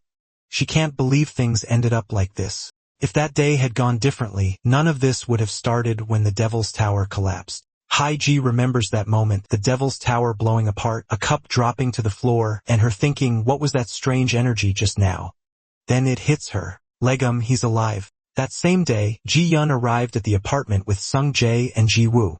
She was already shocked that he made it back alive. But out of every place he could go, he came straight to Sung-jae's apartment, the home of his friend's son. Still, that worked in her favor since it was within her range. Wondering what Ji-yeon was up to, she decided to check for herself. She used Gemini's teleport skill. Only her soul could move, so she possessed a target instead, the angel statue in Sung-jae's apartment. That's how she got trapped there. Possessing the statue worked, but then he walked in, took one look, and said it was disgusting. The moment he smashed the statue, she was stuck. If the possessed target is destroyed during soul possession, escape becomes impossible, and her possession skill gets sealed. So all she could do was stay trapped there. Then Ju-ice came in and said it was still just a relic, so he could leave it like that to Heiji. Even a lousy binding skill was fine as long as someone could restore the broken statue. Then Piggy pulled out a little jar of glue. Back in the present, she says Sung-jae has to face Legum, but he refuses. He doesn't want to fight his uncle. She can't understand it. Legum and their cult have always been enemies. As a Gemini Templar, Sung-jae is supposed to stand against him, so he makes his choice, he'll leave the cult instead. That answer stuns her. Sung-jae says he may be part of Gemini, but Uncle Legum is his hero. If being in the cult means becoming Legum's enemy, he wants no part of it. He rips off his badge and throws it down. Heiji stares in shock as the insignia falls. The instant it hits, the whole place starts shaking. He panics. It's divine punishment from a sacred god. Sung-jae's fate starts turning toward Ophiuchus, and the sacred goddess of Gemini unleashes her wrath. Her magic crashes down on Chai and Sung-jae. At once, ketchup starts pouring over his body, and he has no idea what's happening. Everyone starts yelling his name, trying to figure it out, then he loses consciousness and drops. Heiji begs him to ask for forgiveness right away. As a candidate to inherit her place, the goddess might spare him if he attacks Ji-jaeon. She warns that the protagonist is cruel and can't be trusted. Sung-jae shuts that down fast. He fires back that they abandon people without a second thought whenever it helps them. So hearing them call Ji-yeon heartless makes him mad. He remembers the supermarket when MC told them to teleport away and leave everyone else behind to suffer there. Maybe they act like that, but he also remembers Ji-yeon beating a monster to save a little kid, and the time he rescued Sung-jae and Yoha from a monster attack. In his eyes, he always saves people in danger. The real hypocrites are them, claiming they're saving the world while only caring about themselves. He even remembers watching Ji-yeon on TV as a kid, thinking only one thing, he's my hero. So the protagonist isn't some fool they get to judge or look down on. Then Freya, the sacred goddess of Gemini, appears. At last, the true goddess of Gemini shows herself. She stands over Sung-jae's fallen body as the system warns. Because of Cheon Sung-jae's declaration, her divine punishment rises to the highest level. She gathers power and orders him to disappear along with that cursed hero. Right then, Cheon calmly says, "Skill." The goddess turns toward him in shock. Mei Mesai raises his hand and gathers dark power, abyssal cut. She freezes, and Jiyeon slices through every link between the goddess and Sung Jae. At the same time, chaos breaks out in Inyang Palace. People shout for someone to pull the victims from the rubble and start using magic. Others yell that the fire is spreading and call for anyone who knows water spells.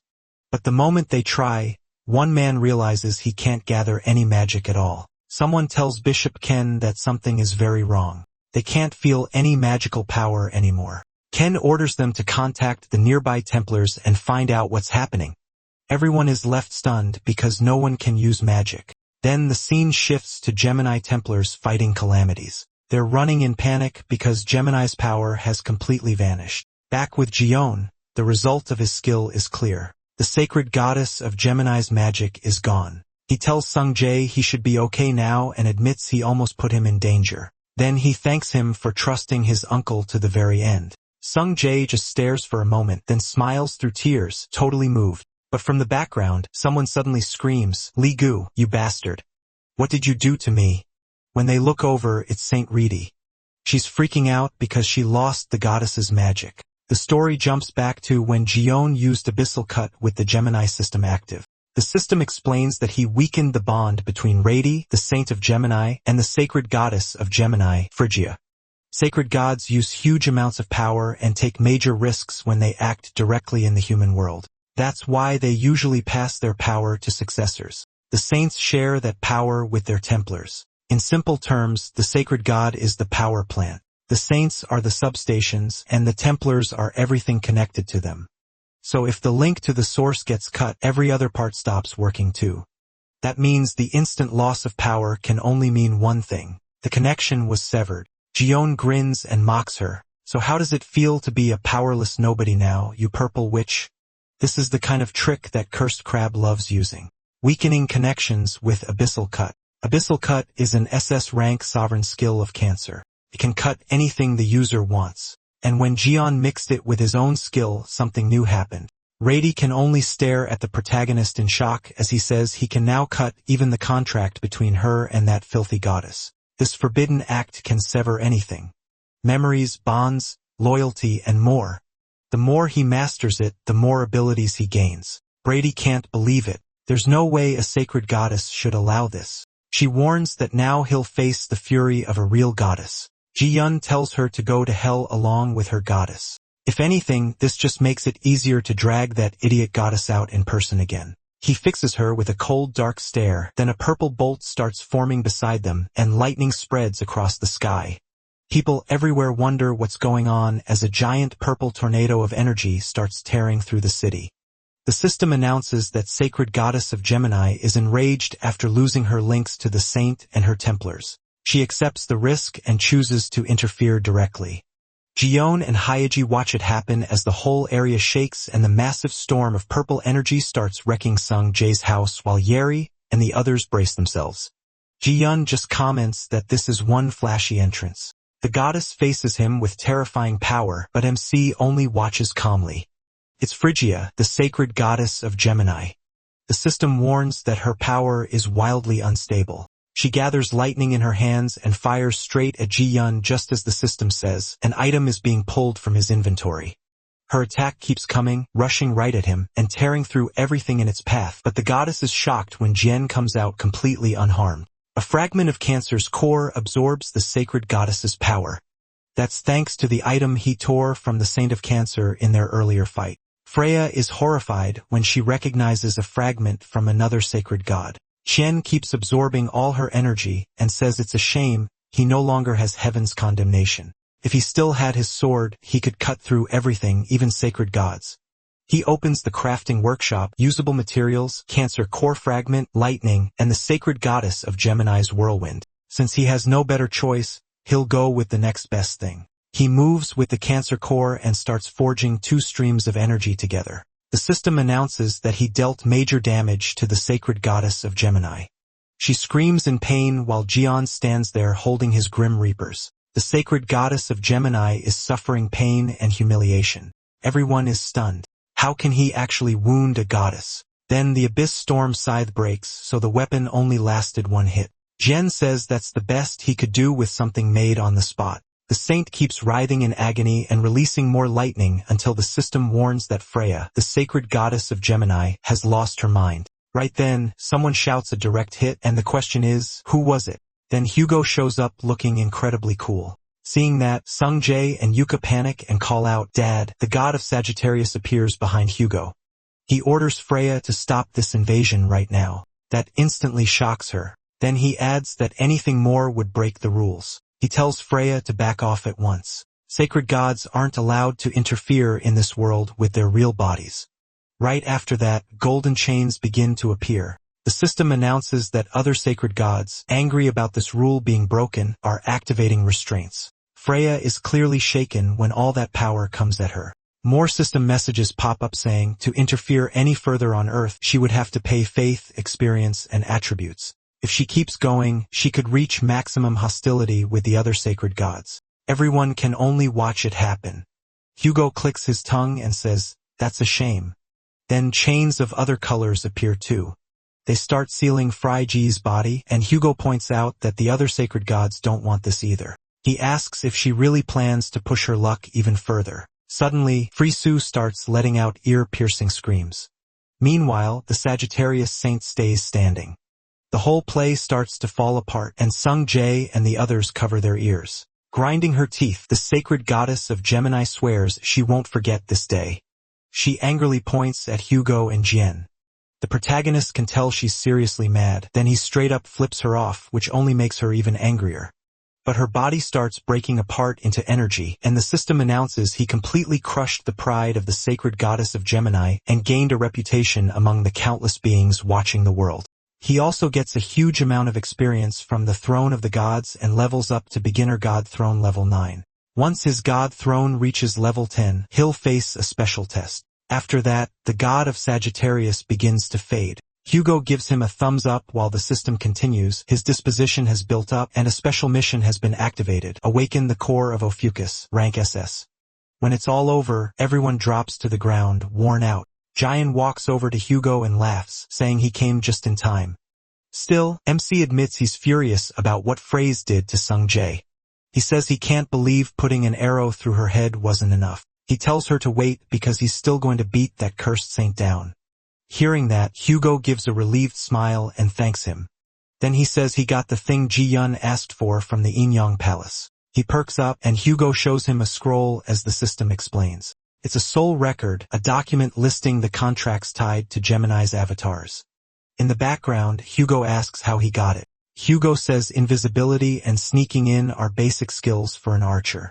He also mentions the emblem Jian gave him, then starts grumbling to himself while the protagonist quietly watches, and the system announces he opened the soul record and is checking the list of avatars: Berserker, the One-Eyed Mad Warrior, Legendary Class, Giant Jotun, King of Giants, Legendary Class, Warrior King Jarl, the Light of the Widest God, also Legendary Class. Gemini's avatars fully surrender to Ophiuchus.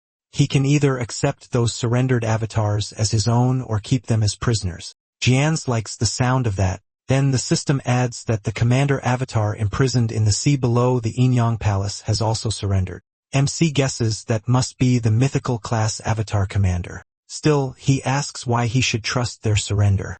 He wants proof that they're serious first. Then a purple vortex forms above Jian. A body that looks like Aegis starts coming out of it. He is startled, but it's not her real self since Aegis is still in ghost form. As that body keeps falling, everyone stares in confusion. Aegis? She's confused too because she's still a ghost. The system says Gemini's avatars have offered Jian Aegis' original body. He's stunned by how absurd that is. Even so, he accepts. The system confirms he accepted the surrender of Gemini's avatars. Those avatars have now moved under Ophiuchus. He can now give names to his avatars. This is already looking like a disaster. John says he's too lazy for this, so he'll just name them by rank. Basically, Bro 1, Bro 2, and Bro 3. The system confirms the avatars have been named. Even they can't believe it.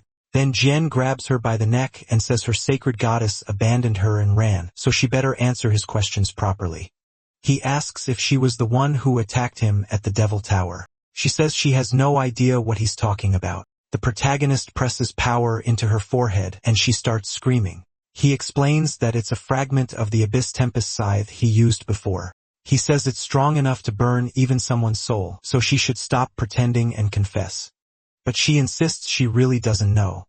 He asks if she wants to act tough while being tortured as a spirit. The others just watch that terrifying power spread. Even the spirit queen hides, scared of it. Hugo shields himself and wonders if she's actually telling the truth. Then she blurts out that it was probably Virgo. After that, she begs John to let her go. The moment he hears Virgo, MC's expression turns dark. Then that piece of the abyss scythe breaks, and he lets her go in anger. He says it would have been painless if she told him from the start. Since she gave him useful information, he'll return her body. She's shocked she's still alive, but then asks what that is. A second later, everything goes wrong. The spirit queen takes over her body and says, "Thank you." And even if this wasn't how she expected to be freed, she still appreciates his kindness. Ji-hun awkwardly laughs and admits he may have made a mistake. He accidentally gave her body to Rare Queen, who immediately clings to him. Yoo-hoo gets jealous on the spot and the others have to hold her back. After that, the scene shifts to Hugo's house. Yang in a teddy bear body says it's pointless to try fixing this now. Someone asks what he means. There's nothing to fix. Yang says he can already see tons of rotten claws and broken magic contracts at a glance. The system identifies it as a rank CO soul contract made by Virgo, a contract specialist. Jiang has taken everything Yang once controlled. Yang says they're already working on sorting it all out and asks him for more soul records too.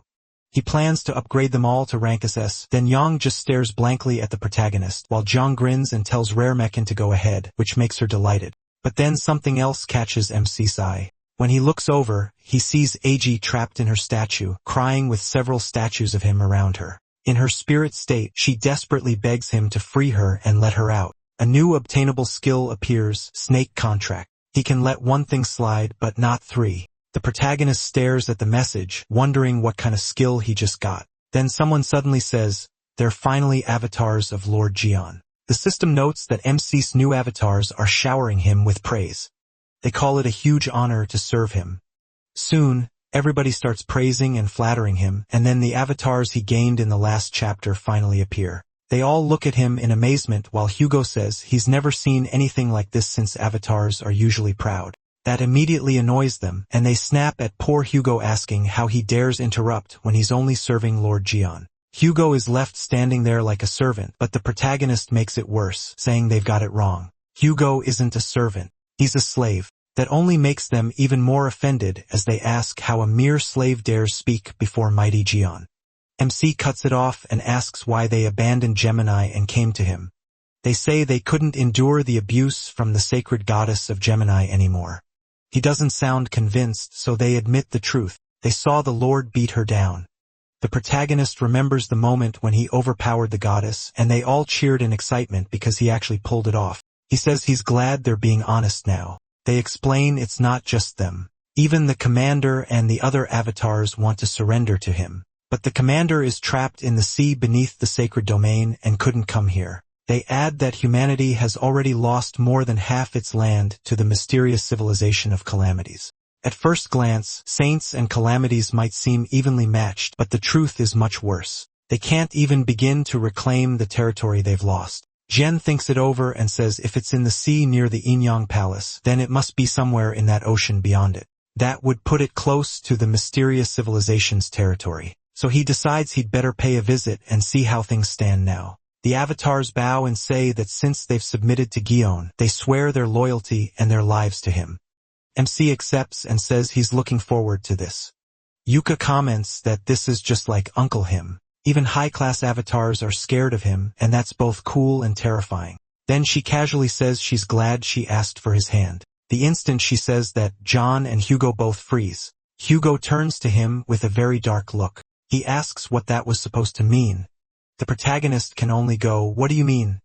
Then comes a quick reminder. If you're enjoying the video, drop a like and leave a comment to help support it. Subscribe to this YouTube channel and turn on notifications, then let's get back to the story. So remember the last video ended right when our protagonist was talking with his 3 new subordinates, while in the background, Sung Jae and Yudu were just watching Ji Yun. Then she suddenly says, "I'm really glad I asked to marry him." The second Hugo hears that, he steps in with a really dark look and Ji Yun freezes in shock. Then Hugo demands, "Hey MC. What is she talking about? Marry you? What the hell is this? To make it even worse, Yang chimes in from the back. Wow. Does that make Hugo Jian's father-in-law? What a messed up family.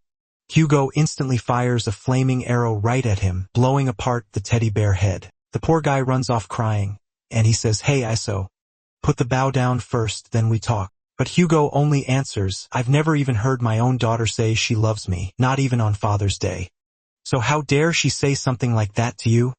Then the system warns that the Saint of Sagittarius is enraged, and now he starts firing a whole storm of flaming arrows at John. The protagonist quickly dodges them all, while Hugo keeps shouting, "Sorry, MC, but you need to die now."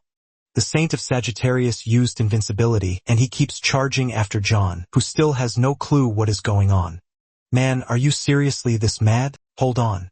Using God's eye fixation, he checks Hugo's magic power. Hugo orders the Saint of Sagittarius. Then the protagonist closes his eyes and starts catching Hugo's arrows with his bare hands. But Hugo doesn't stop. He sends out a massive rain of arrows straight at John. He just keeps firing again and again at MC. Right when they're about to hit, John blocks every single one. Then he says, "What are you? Some kind of bug? Quit being annoying. You humiliated the Saint of Sagittarius. His hostility has calmed down. You gained a large amount of experience from the throne of God." Even so, Hugo is still furious and rushes Jen again, activating his sovereign skill, Ring of the Sun God. He's really going all out. Apollo, the sacred god of Sagittarius, asks if it's really fine to destroy the house, especially since Jen Sung-jae's home is still being paid off. The place is getting wrecked by Hugo's rampage, but he doesn't care at all and keeps charging. While John thinks, "My God, he's just like someone I know," doesn't care if he burns down his own house even when he's broke. That reminds him of his first meeting with John Sung-jae, who also rushed him while trashing his apartment. Then Cheon Yusa suddenly yells, "No, Dad." "What do you mean no? I mean, you don't stand a chance against Uncle John. She really just roasted her own father. How is the poor guy supposed to beat anyone after that?" He's completely stunned. So he finally calms down and lowers his bow just as Jen steps up right in front of him and says, "You idiot." Then he smacks him hard on the head. "So you finally woke up. Why get this mad over kids being kids? Do I look like the kind of guy who'd go after his friend's daughter? You wrecked your own house over this. That's just stupid. They're bad at showing how they feel, but they're more thankful to you than you know. They even bought gifts for you. Dad, we're back. You're awake. I brought strawberry cake and your favorite coffee." Hugo gets emotional the second he sees the cake and coffee. He rushes towards Sung-ji to grab the cake, but Sung-ji dodges. Hugo runs right past him. Meanwhile, Ji-yun is already eating the cake. Hugo desperately tries to snatch the piece back, but the protagonist keeps slipping away. The poor guy even wrecks half the house in the process. Sometime later, Yang is getting stitched up again, while Yuka quietly watches. Then something catches her eye. She looks at her phone and jumps in shock because the alert says, "A red class calamity. 1,000 legs has appeared. All Templar forces must answer the mobilization order." The scene shifts to the scene near Manila, the capital of the Philippines. Lightning crashes from the sky as soldiers on standby say, "They told us it was a red-level calamity." That's terrifying. Do you think we'll be okay? Still, there are so many people here. We should be able to take it down. Don't be scared. Danger is a chance. Even while our saint is away, we'll defeat this red-level calamity with our own strength. And right then, someone else drops from the sky, the poor saint of Leo. This is how our Leo will rise. Let's show the world that humanity is taking another step into the future. Everyone starts cheering while Yoho covers her ears in annoyance and thinks, "I want to go home. I wanted to see Uncle John. Something about this feels off." Then the scene cuts to masked soldiers, and inside one of the tents an old man says, "Good grief. These men are complete barbarians, violent for no reason. They're hiding their fear with brute force. Not that I care. Still, I wonder if the gift I sent them has arrived yet." Then it cuts back to Hugo's completely wrecked house. "Oh, you're here." The one who arrived is Hugo's secretary, Jung CEO Irin. "It's been a while, Saint. How have you been? Why is your house completely destroyed? What happened? My God." The ceiling. Hugo sits in the corner looking miserable. "Don't ask. It was necessary." "You're watching my arms radio too?" "Yeah." "Hugo was sent over there. By the way, what's in that box? It was in front of your door, so I brought it inside." It's not a delivery. Then a voice screams from inside the box. Where's the little punk? The scene changes to Jian at the forge. Another material breaks and the system says the production tool is too low rank. The materials were damaged. Come on, not again. How many times has that happened now? To create the item you want, you need higher rank equipment. The item Jian just ruined was a dagger. Damn. This is the limit of this crafting hammer. What a pain. I lost the hammer that guarantees achievements, and I have no idea where it ended up over the last 20 years. It's hard to make anything above mid-rank with slime. I need to stock up on decent weapons before facing Virgo. Then someone hired by another zodiac sneaks into the sanctuary where Jian and the lowly Sagittarius are staying. Wait, is that Hugo? Hugo Otters? It's been a while, Hugo. I'm 7 village. It's coming from a goat head speaker. What the hell is this? You've got awful hobbies, old goat. This feels like something Yang would do. Yang looks confused. Why am I getting dragged into this? Then Jiang walks up with a small hammer and says, I heard someone snuck into the sanctuary, but it's just this old goat. It's been a long time, MC. I'm relieved you're safe. The woman nearby looks confused. I'm 7 village Vladimir of Capricorn. Remember me? Oh, Sebastian, I said 7 village. Then we get the explanation. 7 village Vladimir is the saint of Capricorn. Like the protagonist, he specializes in crafting. And after the protagonist vanished, almost every famous weapon in the world passed through his hands. He's the mustached old man from the previous chapter, and we're shown the many weapons and armors he's made lately. The last one is that goat head speaker. Anyway, I'm glad you're doing well. The reason I came to find you like this is but Ji-yun grabs the goat head and says, because you want to apologize for what happened before? He tosses the goat head up, then smashes it to pieces. Ji-yun, can we really just ignore what he said? MC shrugs it off. He's always talking nonsense anyway. What kind of idiot says he came to help with ingredients? I mean, cooperate. We should just go watch the raid coverage. His personality really hasn't changed. What an annoying saint. It's time for you to show up. Oh? Well then, maybe I should take a look at this 1,000 Legs raid. Then he's officially introduced as the saint of Sagittarius, Sergeyevich Vladimir Ivan Vladimir Ian. Powerful agents have gathered too, including the people from the House of Leo with Ilan Prava still holding her spear. Vice Saint Johann and Captain Oliver are the beasts of Leo in charge of this battlefield. The experts in transformation magic and the naval war tacticians of Pisces are here as well. Taurus, Ironwall defending the front lines is also in position, and Aquarius, the battlefield saint who can knock back a bomb with holy power, is here too. On top of that, Capricorn, who handles making and boosting the many weapons needed for battle, has arrived. Troops from all over were sent here for the war plan, and now the Saint of Capricorn has appeared. What the hell is that old man doing there? It looks like the Saint of Capricorn is about to do something. He raises his hands to the sky, and then Gion's hammer appears. That old thief, the divine artifact of Capricorn. He summoned the hammer that guarantees achievements. Hey, wasn't that what you used in the past? Capricorn, the saint who specializes in crafting, will use that hammer to strengthen divine artifacts before the battle starts. He starts hammering away with Gion's tool, and everyone cheers. The saint of Capricorn's reinforcement skills are famous around the world. Yeah. Shut up. The little guy beside him covers his ears. That dirty old goat. I was already mad he stole my item, and now he's showing off with it. This is ridiculous. I need to beat him up before I go deal with Virgo. I'm going right now. I'm gonna crush that damned old man. John starts running off just as the woman says, it appeared. The calamity showed up. Something huge starts rising from the deep, and a giant monster bursts out of the ocean. This thing is massive with a huge mouth. Everyone freezes when they sees its size. Then it lets out a roar toward the sky. It's the 1,000 Arms Calamity, red danger level. All units get ready to fight. Wait, what? There's something hanging from one of its tentacles. When they look closer, it's Steven. He's clinging to the monster's tentacle. Isn't that Stephen Mark? And somehow he's still holding the bone Guff broke in the last episode. Let go of my bone, you filthy monster. Oh my god, he's fighting a calamity over a bone. Then again, he did pay $1 billion for it. Even now, he refuses to let it go. Seriously, he's obsessed with that thing. Castellan, please get out of there and calm down. What are you doing, Bishop Oliver?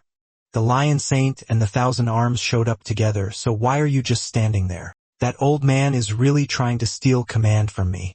He wants all the credit, but I was about to give the orders anyway. Lions drink the physical enhancement potion and prepare for battle. They immediately down the potions from their vials. At the same time, Pishuicide starts using support skills too.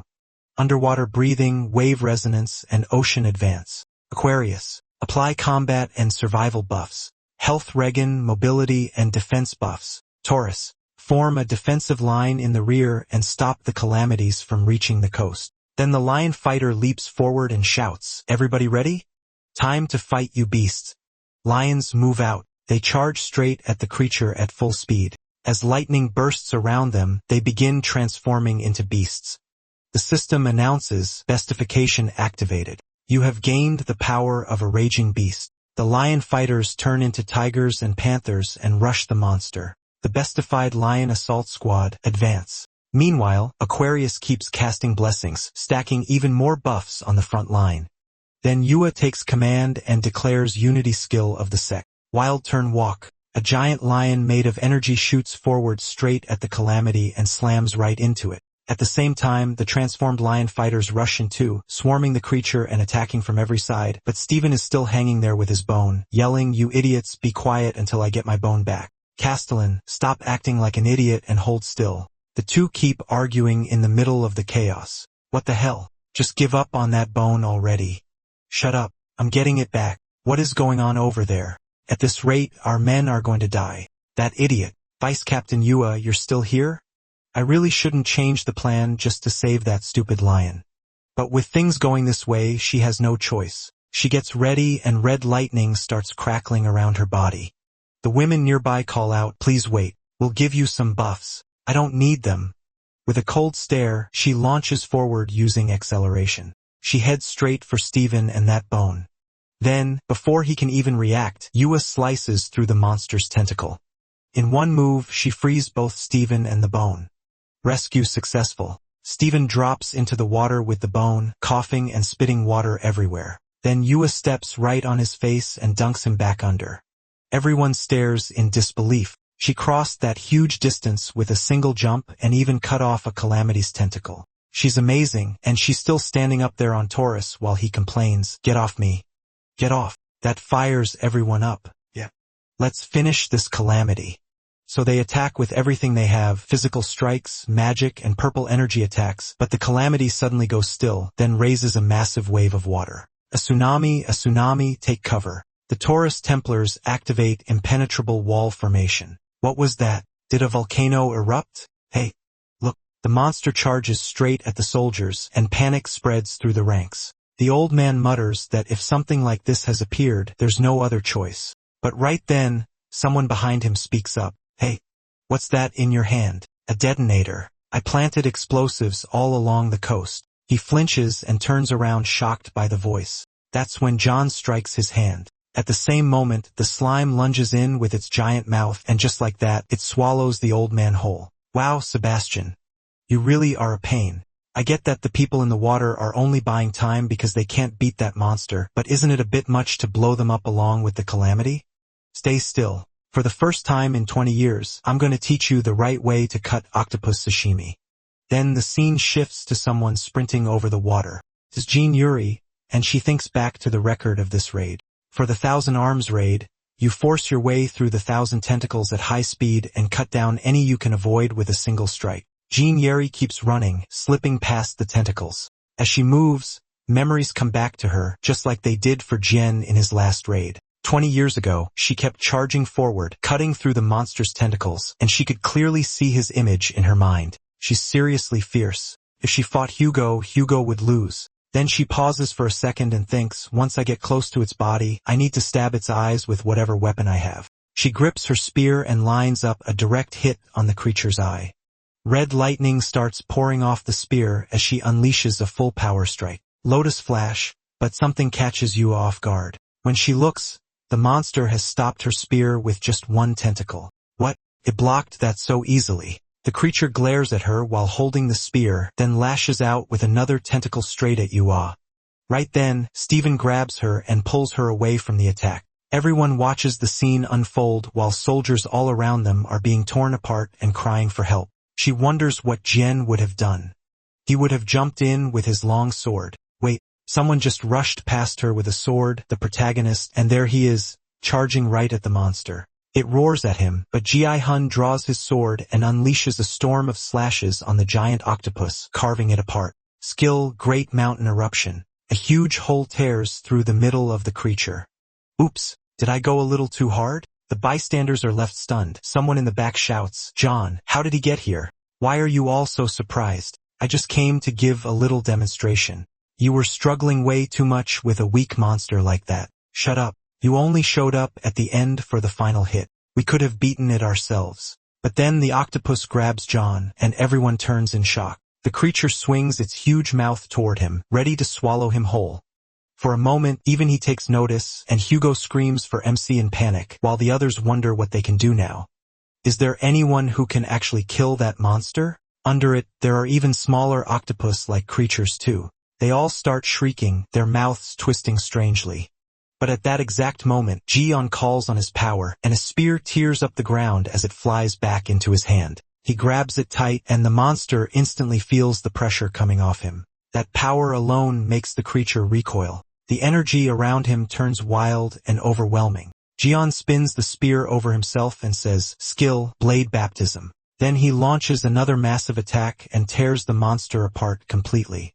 The onlookers can only stare, too shocked to react. In the middle of all that destruction stands Jian. The good thing about big enemies is that there's more to cut. In the end, whether it's 1,000 legs or 1,000 arms, it's still just an octopus. The monster is left with a giant gash through its body, and Jian says he already cut it into pieces. The rest is up to them.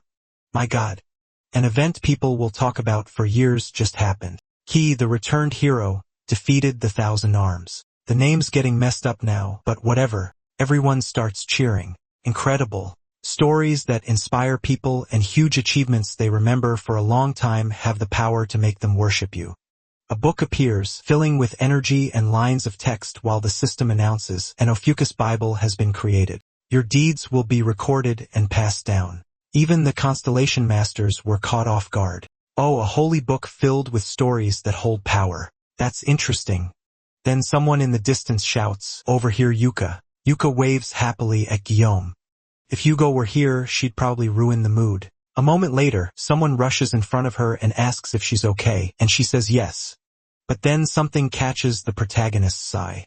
Wait, why is that thing on your back? Did you carry it by yourself? Hugo gets all nervous and goes, What are you talking about? There's nothing here. Then Jian asks if she likes bones too. So liking bones is a Leo thing? Hugo quickly denies it and says she just wanted to keep it because it's a collectible.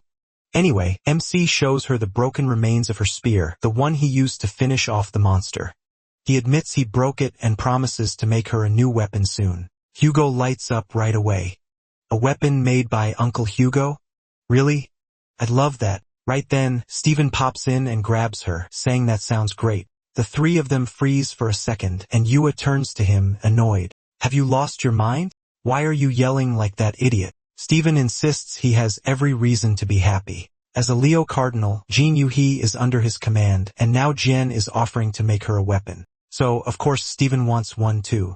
He instantly looks irritated hearing that, and Steven keeps pushing until the protagonist is about ready to snap. Then before things blow up between them, a huge burst of power erupts behind Jian. It's a giant goat. Steven blurts out, My God, MC, can you make explosions with your voice now?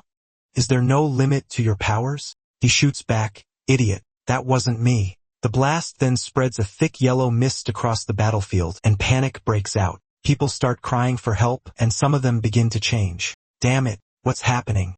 They turn into mutant beasts with glowing green eyes. What happened to you? Someone shouts, but one of the beasts lunges forward and bites a soldier. No one understands why this is happening. The Leo forces are completely out of control. Leo's squad starts attacking Taurus people, and everyone wants to know what that explosion was. The old goat answers like it's obvious it was the radiant flash marmot bomb he planted, though he complains the blast was weaker than he wanted. When they turn, they see that rotten old goat in robotic armor, smirking as he says the explosion was only a greeting before the main show. He says all this while holding lime in one hand. John immediately demands to know what he did to Lime, while Steven, totally confused, asks what he means by marmot and if he really planted that crazy bomb where Steven's men were fighting. The old man tells him to stop right there. He says he isn't surprised that every Leo hit by the blast went insane. So this was your doing too, you old goat. Then he laughs and says, just as expected, John, you catch on fast. He decides to show them something even more interesting. The old man blows a whistle and a huge sound wave rolls through the area. At that signal, the transformed Leo soldiers react at once and rush in toward GN and the old goat. They all grab you and the protagonist, forcing them to the ground. The old man mocks GN, asking how he suddenly showed up and handled all those calamities, because surely now he has no strength left to resist. Checkmate, MC. The monsters pin him down along with Yuha, while Steven glares at the old man. The goat says it's satisfying to see Jen face down, and that he never imagined beating him would feel this good. Steven curses him and demands to know what he did to his subordinates. Why aren't they obeying him? The old man explains that Steven, the protagonist, and Yubi never drank his potion, so they weren't affected. That drink he handed out at the start of the fight was actually a drug made to control soldiers. He says the potion Steven's men drank is reacting to his masterpiece, and in their current state, they'll only obey orders given through his flute. Steven roars at him to turn them back to normal. The goat tells him to calm down. If he wants his men restored, he needs to listen to the offer first. Then he throws John's sword to Steven, and Steven stares at it. Isn't this MC's sword? The old man says yes. He made it himself. Then he gives Steven an offer. He claims he can't refuse. Take that sword and kill John. Steven asks why he suddenly wants the protagonist dead so badly, and why he should obey him. The goat insists he has no choice. Doesn't Steven want his subordinates back to normal? He already felt the gap between his own power and MC's, and the old man himself felt the gap between Jion's forging skill and his own. The more hardship they face, the more they realize how high and solid those walls are, walls they can't cross. He calls this Steven's chance of a lifetime and says he'll support him. He'll forge the strongest weapon ever made just for Steven. If they join forces, they can bring John down together. Then it'll only be a matter of time before Steven becomes the strongest of the 12 cardinals. So he tells Steven to pick up the sword and kill him. Steven pulls the blade from the ground, and Yubi shouts for him to stop, warning that it's obviously a trap. She reminds him that old man can't be trusted at all. Steven keeps staring at Jion. Yupi warns that if he lays even a finger on the protagonist, she'll never forgive him. Steven walks up to MC.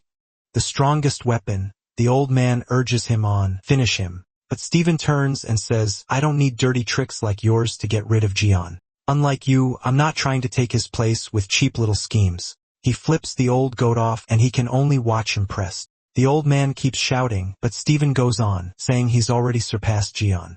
All he needs is a weapon as strong as the protagonist's. So he tells the goat not to compare him to trash like that, then he mocks him even harder. How is someone who couldn't surpass MC supposed to make a weapon for him? At this point, Steven is straight up tearing the old man apart with words. The goat hesitates for a moment, but then Steven charges him head on, smashing his armor and leaving the old man stunned. The goat yells back, telling him not to get cocky, and activates the armor, firing a barrage of missiles at Steven and triggering a huge explosion. He boasts that even mighty Leo is nothing before his masterpiece, but then Steven literally transforms into a lion and rushes straight at him. Steven admits that 20 years ago, he really did have a huge inferiority complex, just like the old man said, but he already got over that long ago. He's tested himself again and again for one reason only, to surpass Ji Hun. Skill, Thunderclaws. He tears into the old man at blinding speed, and the armor quickly starts breaking apart. Steven keeps coming, saying Capricorn really did make sturdy armor, then he rips off the chest plate and throws it aside. He says he fought that calamity without proper gear, so the old man should stop hiding behind armor. The goat is left shaken, and then Ji-on suddenly cuts in. Hey, when are you two done fighting? Steven stares. Him? How are you here? The protagonist casually says he only let himself get caught to hear what the guy had to say, but got up because they were both being too annoying. Those beast men were way too weak to hold him. The old goat is left there with you, totally lost, while both of them stare in shock. How is that even possible? Jian doesn't care. He tells the goat to get lost and kick Steven away in the process. Then the story jumps back a few moments, when the beasts were still holding MC and Steven was arguing with the old man. He was already getting bored while they kept going, and eventually he snapped. This is so damn annoying. He simply starts standing up, and the beast holding him can't even understand what's happening. With a look of total boredom, John says, "So when are you idiots done fighting?" That was the moment he appeared right beside them. Then the narrator starts explaining that 20 years ago, just before the Devil Tower, someone said with a wicked smile, "The protagonist will die in the Devil Tower." John immediately reacts, that sounds like the prophecy Hugo received from his holy saint. But the answer comes back, that was only a prophecy of the future. This is a real plan to make it happen. The old goat smiles darkly too and keeps talking, but MC loses patience. He cuts him off, saying he doesn't care about some stupid flashback. He wants to know who tried to kill him, not hear about the old man's past. The goat panics and gives in. He says he'll talk but wants a guarantee that he'll be kept safe. Gion grabs him on the spot and tells the old goat he still doesn't understand his situation. He has no right to negotiate. If he wastes any more time with nonsense, John says he'll rip his tongue right out of his jaw. Terrified, the goat blurts out the answer, Virgo.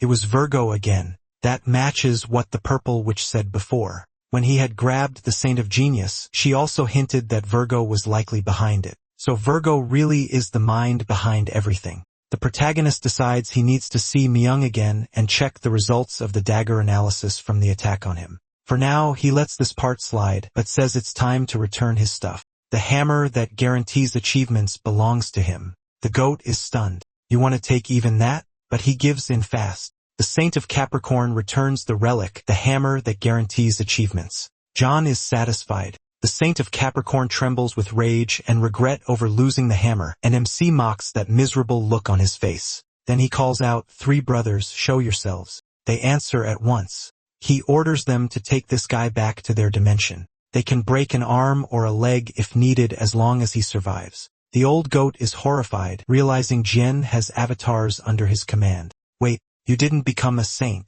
You became the god of a new constellation. The poor guy starts getting pulled away. Take some time to think things over. It's not like I plan to forgive you. What happened? My head. Geez.